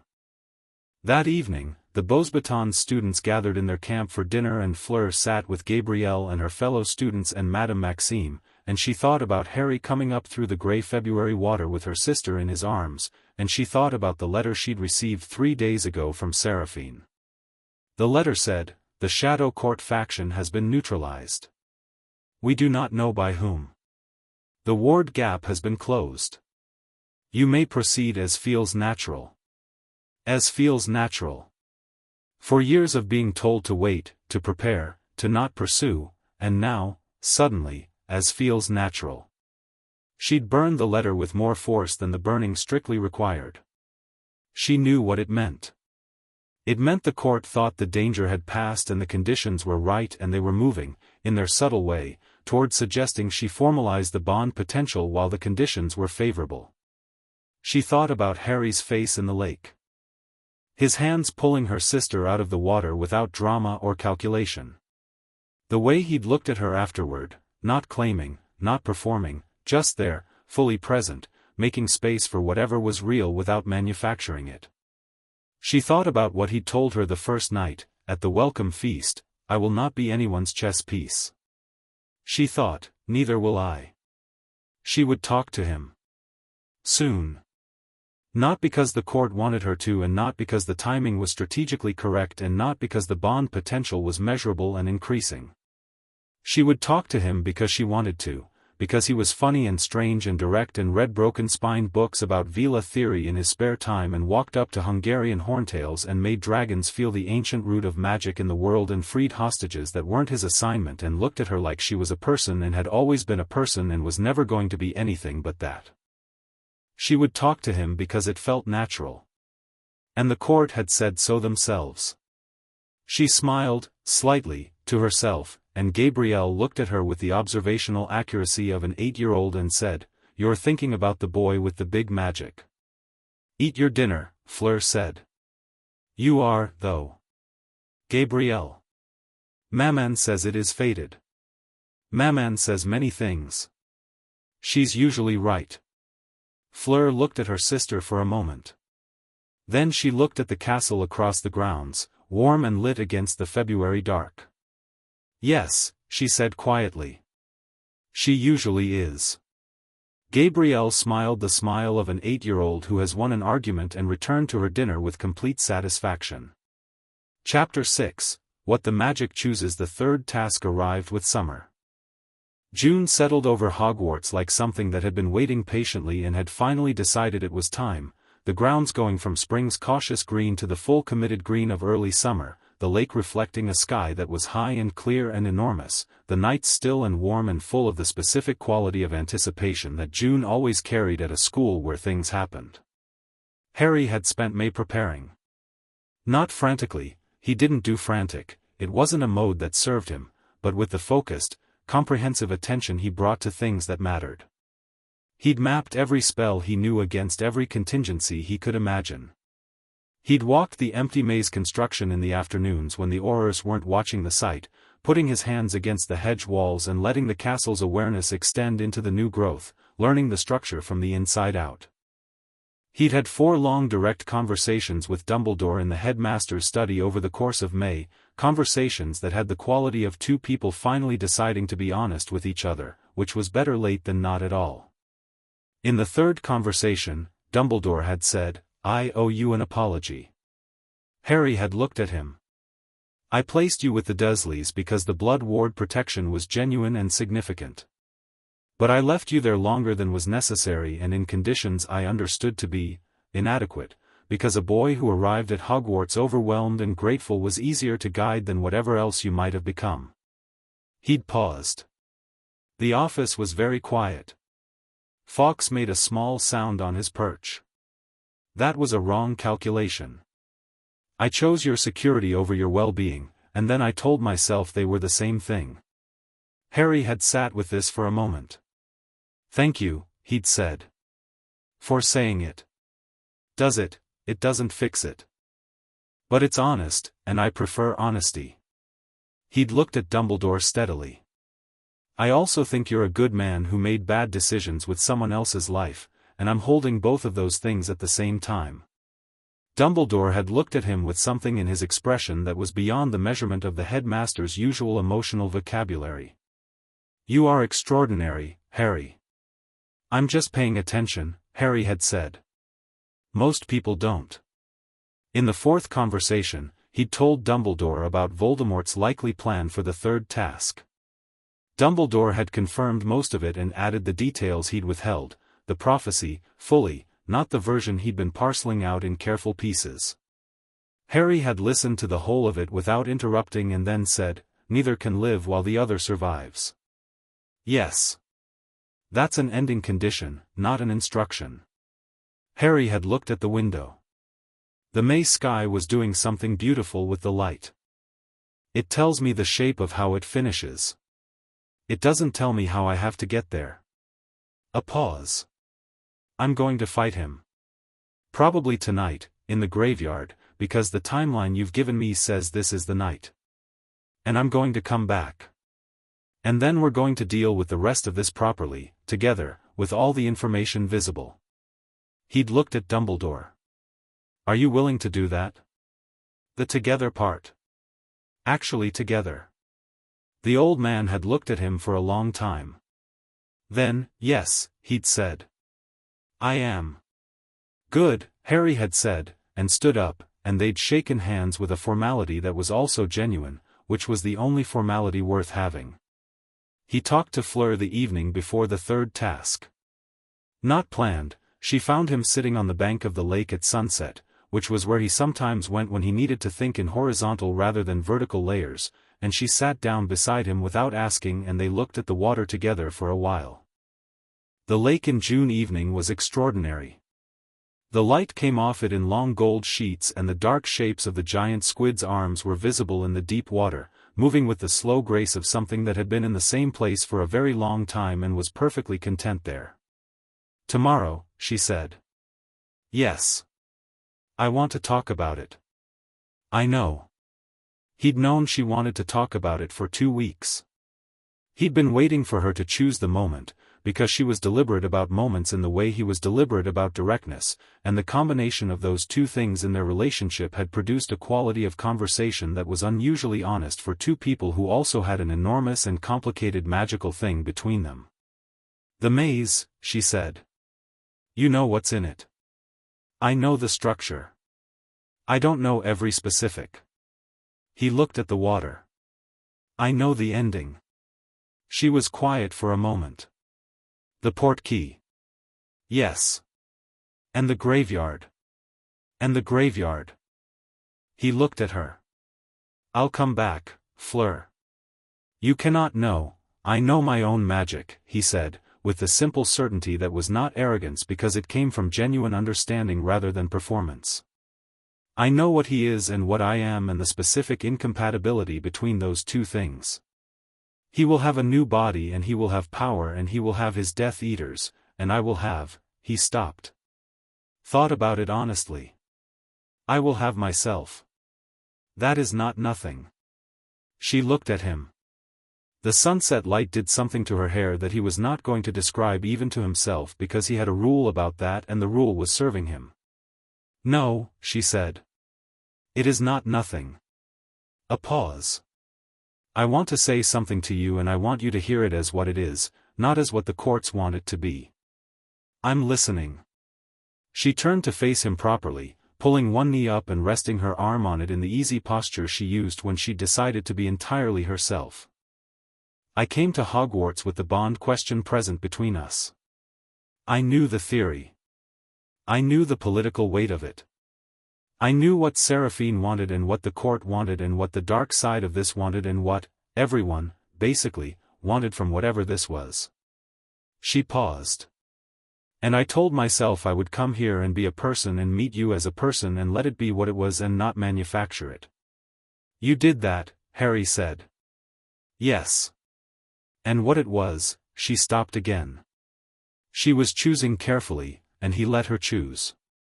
What it was is that you are the most genuinely attentive person I have ever met. Not strategically attentive. Not performing interest. You look at things because they're interesting and you care about things because they matter and you freed hostages that weren't your assignment because it was the right thing and you fixed my score because it was wrong and you, she stopped. You looked at me like I was a person from the first moment and you never stopped. Harry looked at her. I'm not telling you this because of the bond, she said. I'm telling you this because I want you to know it before you go into that maze tomorrow. Whatever happens in there, whatever comes after, this is separate from all of that. This is, she spread one hand slightly. This is just me and you, sitting by the lake. The warm thing was very still. The good stillness. The compass-finding north stillness. Fleur, Harry said. Yes. I've been sitting with the same thing for 2 years and not saying it because, he looked at the water. Because I have a rule about not turning present things into future plans.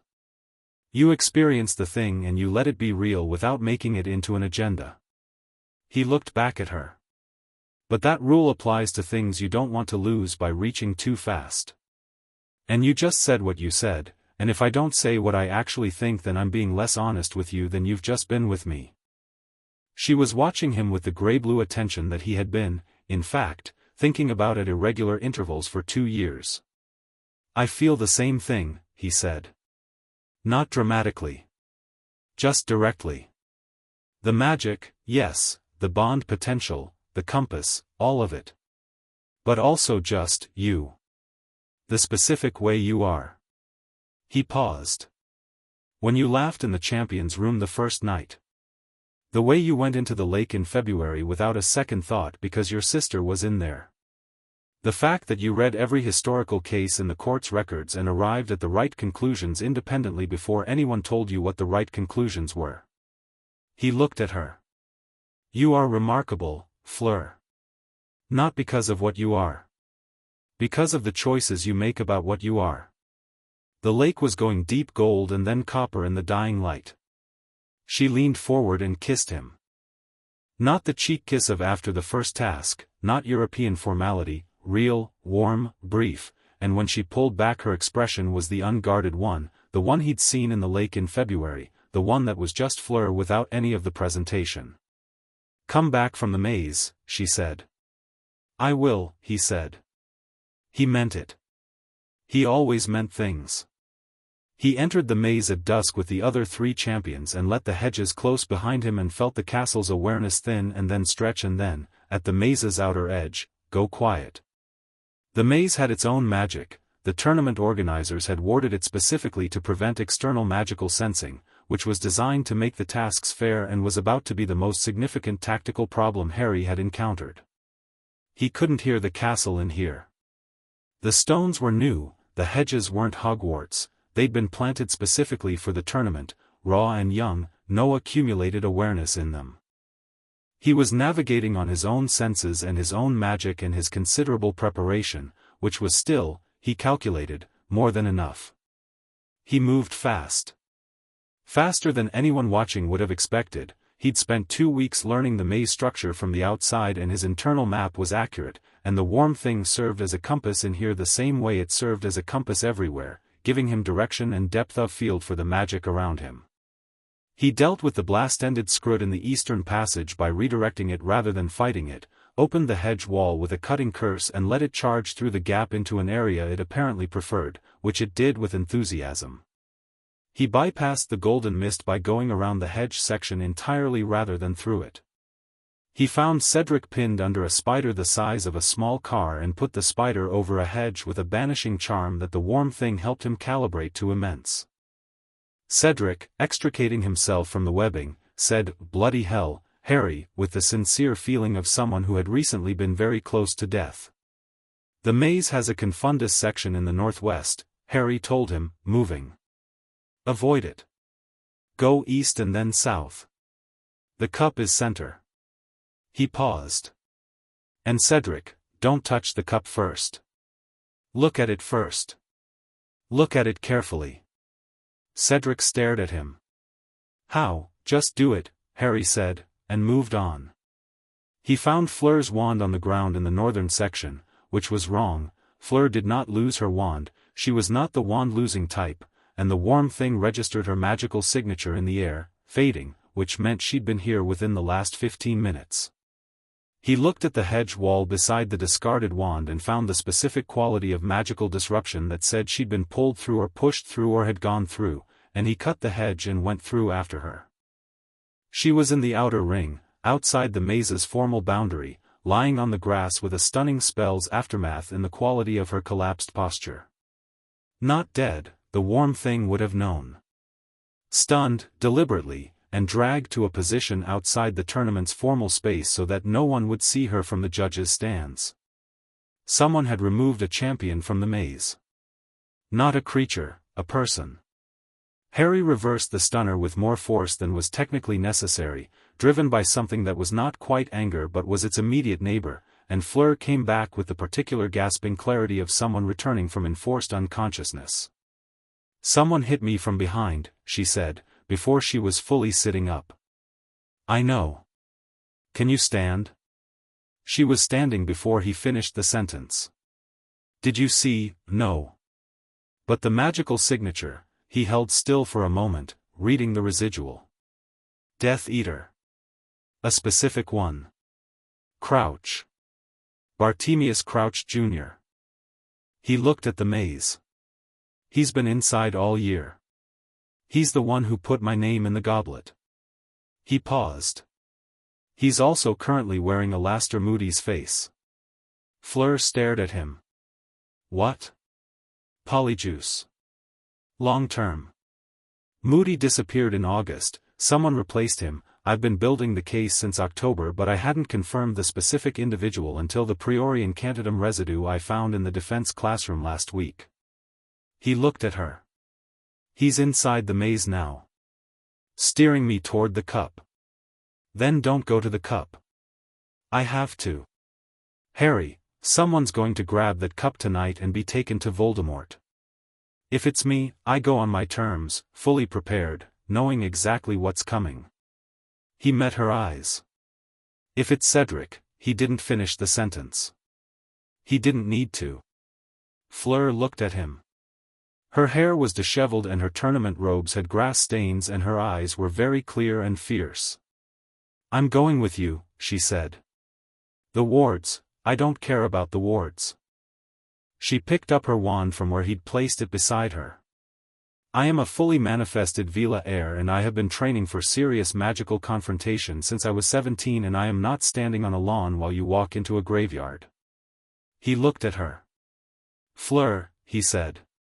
This is going to be dangerous in ways that are specific to Voldemort. I know what he is, she said quietly. I know what the Dark Lord's magic is. The Court of Light has extensive records on the magical structure of dark rituals. She held his gaze. And I know that your magic and mine together are not the same as either of ours separately. You know that. You felt it. He had felt it. In the library, working together, in the lake, in the champion's room on the night of the first task, the specific quality of their combined magical presence, the way the bond potential created a resonance between them that was more than additive. The theory called it amplification. The actual experience of it was more like two instruments finding a harmony that neither could make alone. He was quiet for a moment. Then, stay close. Watch the perimeter. The Death Eaters will be called first, he'll want an audience. A pause. And Fleur. The magic we do there, it will change things. She looked at him steadily. I know. The bond, I know what it will do, she said. I've known since the lake in February. I'm choosing it. The maze walls were visible 20 meters away, the June night above them now fully dark and brilliant with stars. Somewhere inside, the cup was waiting. Okay, Harry said. They went back in together. The cup was where it was supposed to be. Harry stood in front of it with Fleur at his shoulder and looked at it with the full attention he brought to things that mattered. It was a portkey. The enchantment was visible to him the way all enchantments were visible, in the quality of the magic around the object, the specific flavor of a transportation charm wrapped in a binding. He could feel the destination in it. The cold quality of a place that had gone a long time without warmth. The faint residual signature of old bones. He could also feel Cedric arriving behind them, from the eastern corridor, wand drawn and breathing hard. Don't touch it yet, Harry said, without looking up. Cedric stopped. Is that a portkey? Yes. The cup is a portkey. Yes. To a graveyard. Someone is waiting at the other end to use my blood in a ritual to resurrect Voldemort. He looked at Cedric over his shoulder. I told you not to touch it first. Cedric stared at him. You knew, since February. He turned to face the Hogwarts champion properly. Cedric, go back. Get out of the maze. Find Dumbledore and tell him Bartemius Crouch Jr. has been posing as Moody all year and he's the one who modified the goblet. Tell him Harry touched the cup deliberately and knowingly and will handle the graveyard situation. He paused. Can you do that? Cedric looked at him. He was a good person, Cedric, genuinely good, not performed good, the kind that made solid decisions under pressure. You're going there on purpose. Yes. Why? Because if I don't go, someone else will eventually be taken, on Voldemort's terms and without preparation. I'm going on mine. He glanced at Fleur. We're going. Cedric looked at Fleur. Then at Harry. Something resolved in his face. Come back, he said. That seems to be the general consensus, Harry said, and turned, and they touched the cup together. The graveyard of Little Hangleton was cold in June in the way old places were cold, not weather cold but deep cold, the specific temperature of ground that had held a great deal of history and been waiting for something specific. Harry's feet hit the grass and he was already moving, not running, moving with intention, putting Fleur on his left and taking in the graveyard's layout in one practiced sweep. The yew tree, 40 meters north. The Riddle grave, slightly east of center. Pettigrew, emerging from the shadows between the older graves with Voldemort's spectral form in his arms and a wand up. Avada Kedavra. Harry moved. Not away, aside, 2 steps right, and the curse hit the grass and the ground cracked in a 6-foot line where it struck and Pettigrew stared at the space where Harry had been. The killing curse works better if the target is stationary, Harry said. I find it helps to mention that. Harry, Fleur said, low and quick. He felt them before he saw them, the specific cold displacement of apparition, multiple simultaneous, the circle of Death Eaters forming in the dark between the graves. A dozen. Maybe 15. The particular quality of people who've spent a long time in hiding and are now performing return with an intensity that said how much the performance meant to them. Pettigrew dropped Voldemort's form into the cauldron that sat beneath the yew tree, already prepared, already burning with a dark chemistry that smelled of copper and old magic. The ritual began. Harry stood in the middle of a graveyard full of Death Eaters and a resurrecting Dark Lord and let the warm thing wake up fully for the first time since his first year. Fully was different from everything before. Everything before had been the warm thing at partial expression, constrained by context, by age, by the specific calibration of a magic that understood its environment and matched its output to what was actually required. In the library, it was quiet intelligence. In the lake, it was the old language of water. In the maze, it was navigation and precision. Here, with 15 Death Eaters forming a circle and Voldemort's new body rising from a cauldron 40 meters away, what was required was more. The graveyard lit up. Not fire, Harry didn't do fire, that was Fleur's domain, and she was already making that point with comprehensive enthusiasm, a contained column of Veela fire wrapping the east flank of the Death Eater circle and holding it in a way that said she'd been thinking about wide-area fire control for a while and had some strong opinions about it. What Harry did was different. The warm thing reached outward and down, into the ground, into the old bones of the graveyard, into the accumulated magic of a place where a great deal of life and death had happened over centuries, and it spoke to it the way it spoke to the castle's stones and the lake's depths and the roots of everything ancient, and the graveyard responded. The graves opened. Not in a horror film way, no undead rising, nothing melodramatic. The stored energy of 100 years of magic done here, accumulated in quiet and waiting, came up through the earth and into the space between Harry and the Death Eater circle and became a wall, a barrier, a field of force that had nothing in common with a conventional shield charm except the general function. It was the ground itself refusing to let harm pass through it. Death Eaters hit it and stopped. Several tried curses and the curses dissolved in the field the way sound dissolved in certain kinds of stone, absorbed, neutralized, returned to the baseline magical frequency without drama. Voldemort stepped out of the cauldron. New body. Strong, if not fully consolidated, the magic of the resurrection ritual was extraordinary work, Harry acknowledged distantly, the kind of dark artistry that was impressive in its technical precision regardless of its purpose. He was tall, very white, with red eyes that found Harry across the graveyard with an immediacy that said this was the moment he'd been planning toward since before Harry was born. "Harry Potter," he said.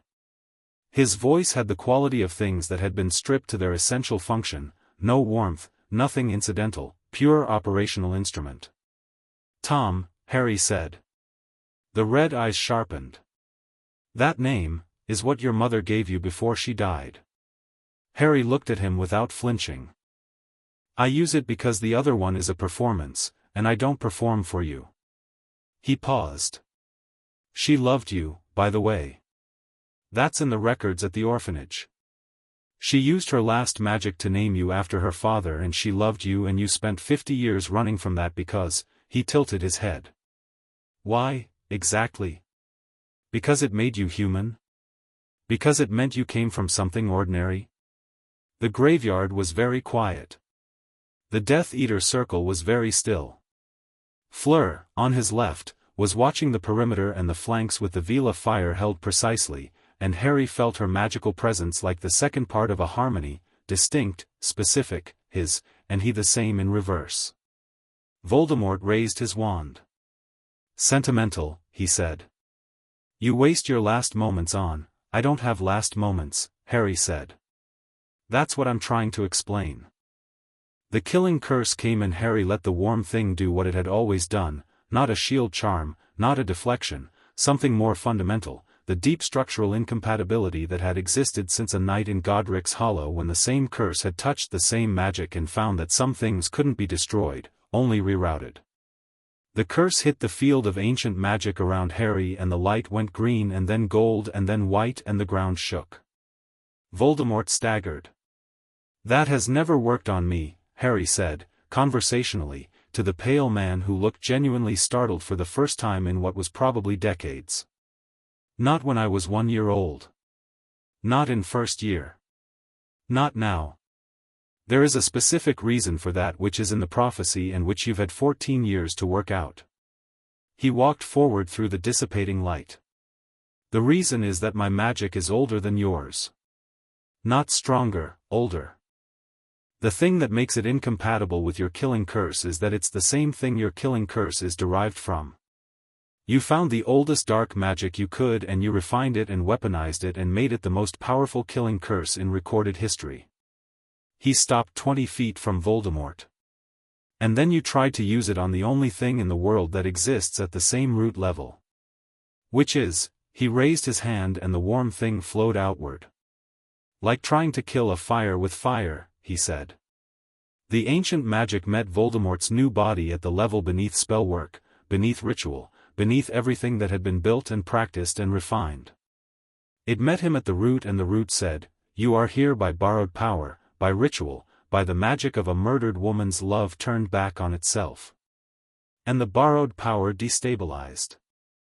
Voldemort screamed, not in pain, in the specific frequency of a magic losing structural coherence, and the Death Eater circle broke, several of them operating away immediately, others frozen by the Veela firewall that Fleur had maintained with extraordinary precision through the entire confrontation. Wormtail ran. Harry let him run. There were other priorities. Voldemort was still standing.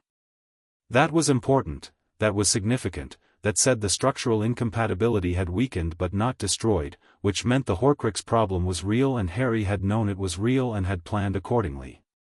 "You're not dying tonight," Harry said, walking toward him. "Not completely. You've got fragments of your soul hiding in objects and I haven't dealt with those yet." He reached into his pocket and found the small vial Dumbledore had given him in their last conversation, the distilled essence of fiendfire specifically contained, the only thing that destroyed Horcruxes reliably.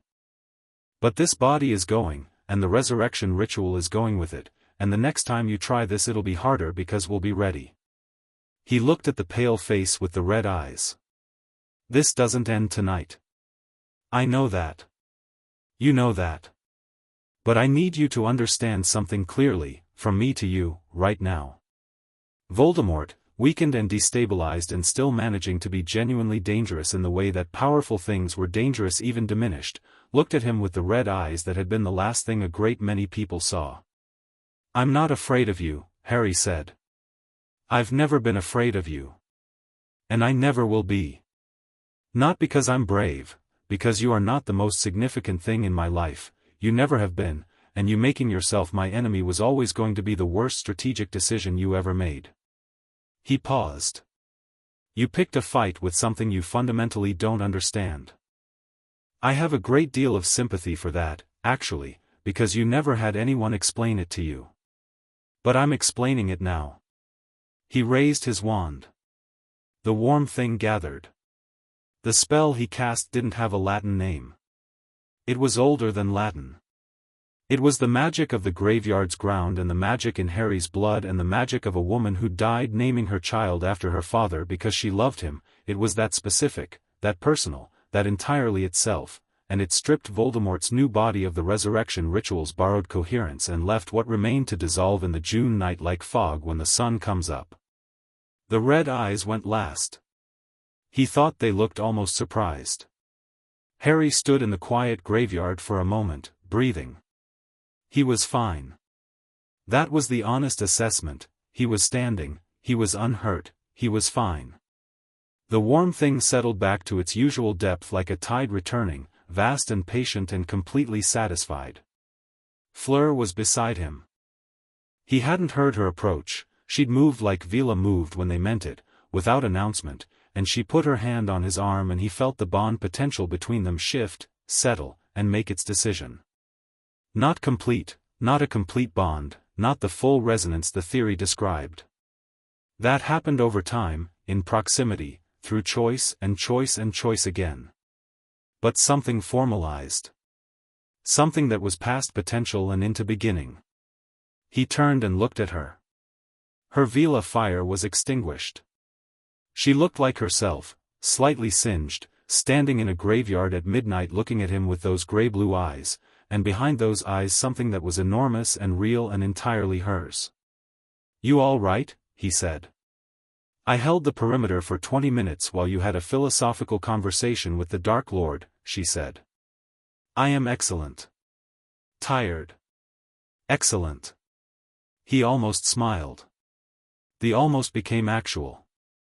"The bound ones will tell Dumbledore where they are when the Aurors arrive. I sealed the bindings with Veela fire. They will wait." She looked at him. "You let him go. I let the remnant go. The body is gone. What's left of him?" He looked at the empty space where Voldemort had been. "He'll need another decade to be a genuine threat. By then the Horcruxes will be dealt with and Dumbledore and I will have had time to actually work together properly, which is going to make an enormous difference." He paused. "And the people who were going to get hurt in the version of this that happened in the dark, without preparation, they won't get hurt. Cedric goes home tonight. He goes home." Fleur looked at him for a long moment. "You planned for his survival," she said. "I planned for everyone's survival. That's what the preparation was for." He met her eyes. "Being OP, as Hermione calls it, doesn't mean winning a fight. It means making the fight produce the outcome that matters." She looked at him. "Hermione calls you OP? She has a whole system for it. There's a file." Fleur laughed, the real one, the brief surprised one, and the graveyard, which had been a place of cold and history and old grief, had that specific quality of a space that had been changed by something that happened in it. Transformed. Given a different last memory. They walked out of the graveyard together in the June night, leaving the bound Death Eaters and the empty space where Voldemort had been and the old graves standing in their old peace, and Harry felt the warm thing breathing its even breath and felt, alongside it, the new frequency, the bonds beginning, distinct and real and fully chosen, and thought, yes. That's what that was always moving toward. The aftermath of the third task was long and complicated and involved a great deal of ministry officials and Aurors and institutional machinery trying to catch up with events that had resolved themselves before the machinery arrived. Harry handled it the way he handled institutional processes, directly and patiently and with the specific quality of someone who understood that the machinery needed to be satisfied even when the actual situation was already resolved. He gave clear statements. He produced the bound Death Eaters. He explained Crouch's year-long impersonation with enough specific evidence that even the ministry officials who most wanted to disbelieve him couldn't maintain the position for long. Dumbledore stood beside him through most of it, which was different from before and mattered. Fudge was a problem.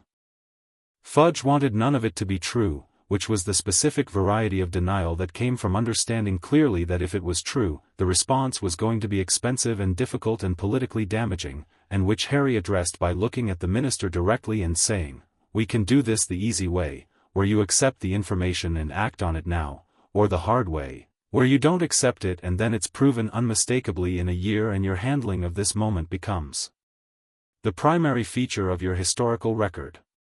A pause. "I'd recommend the easy way." Fudge had opened his mouth and closed it and opened it again and eventually said something that wasn't quite acceptance but wasn't rejection either, and Dumbledore had steered him gently toward the more constructive position, and Harry had left them to it. He found Hermione and Ron outside the castle, on the steps, sitting in the warm June midnight.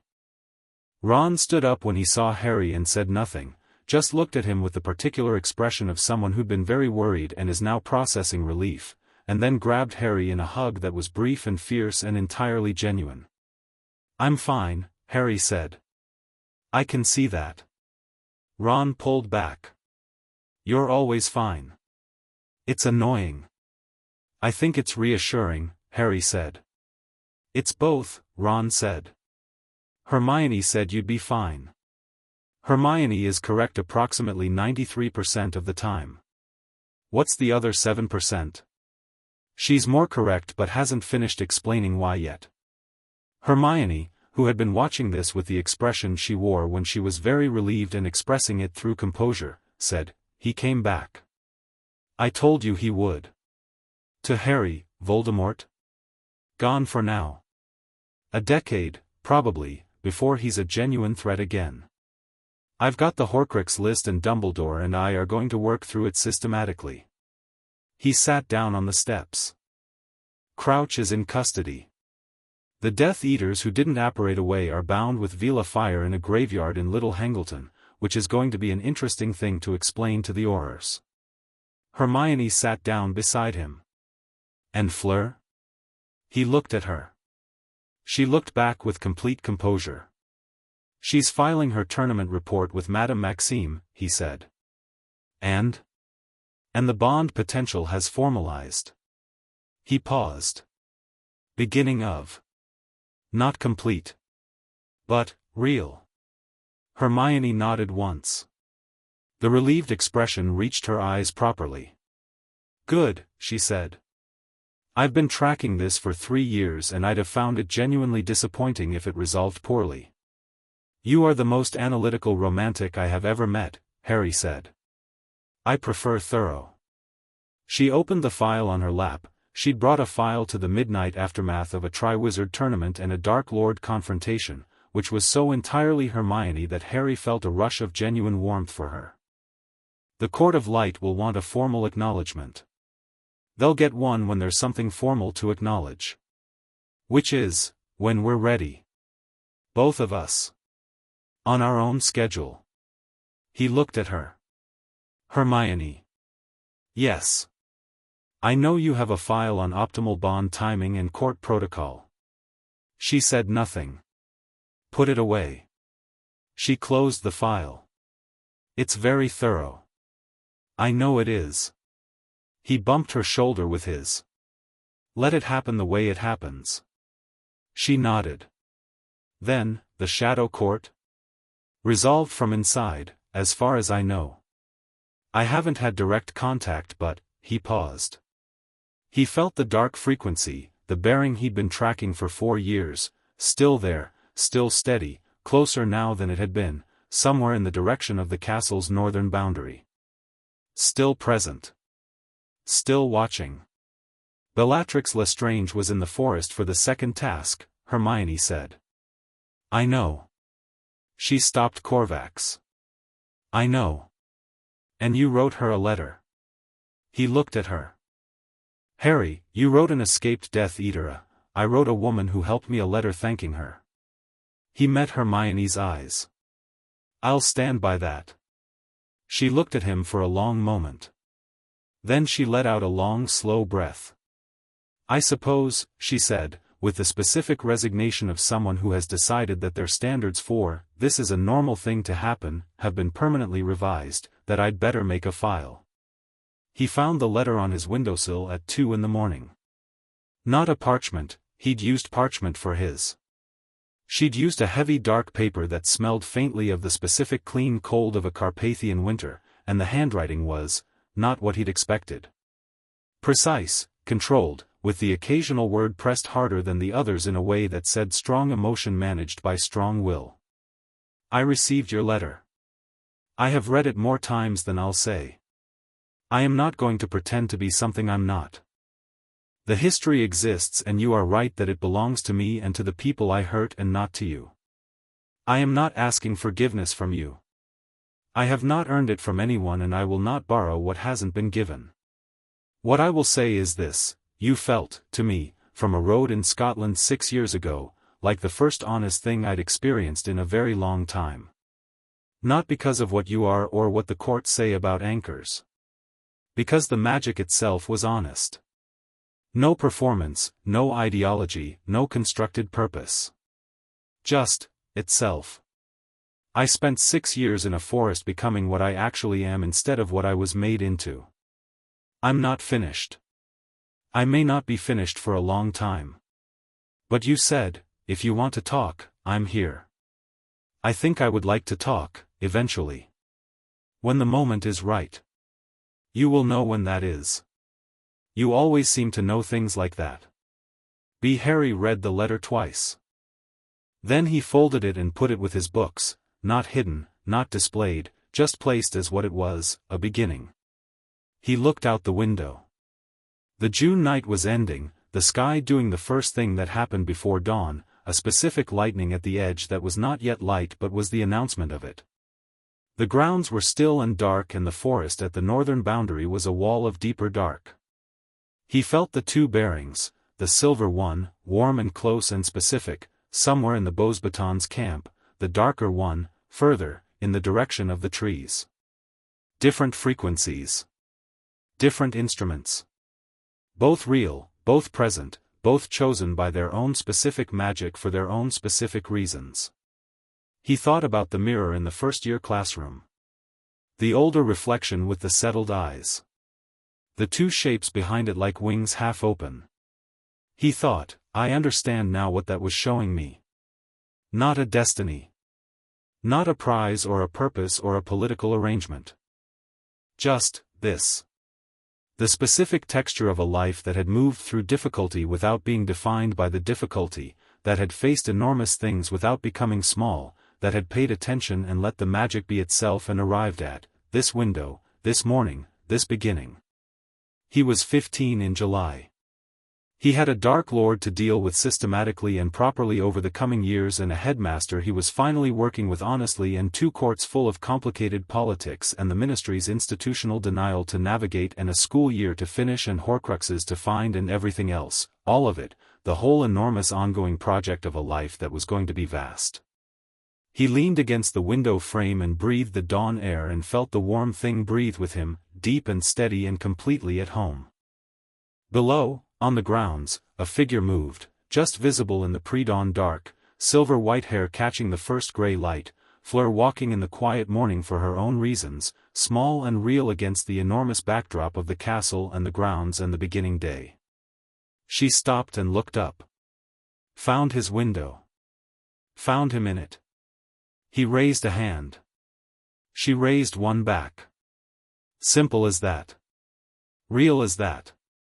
He stayed at the window while the light came up, the sky going from grey to pale gold to the full uncomplicated blue of a June morning in Scotland, and the world was exactly as large as it had always been, and he was exactly himself in it, and the magic was exactly what it had always been, ancient and patient and honest and vast, and it had chosen, as it always chose, what was real over what was convenient, what was true over what was easy.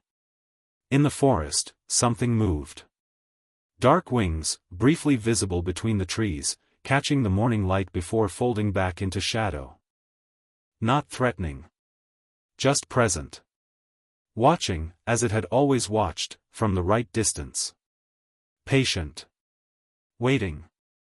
Learning, slowly and seriously, the complicated and necessary work of becoming something worthy of the morning it was watching. Harry looked at the forest for a moment. Then he looked at the sky. Then he went to get breakfast, because he was 15 and the morning was beautiful and the world was enormous and he was hungry, and those things were enough. Those things were, in fact, everything.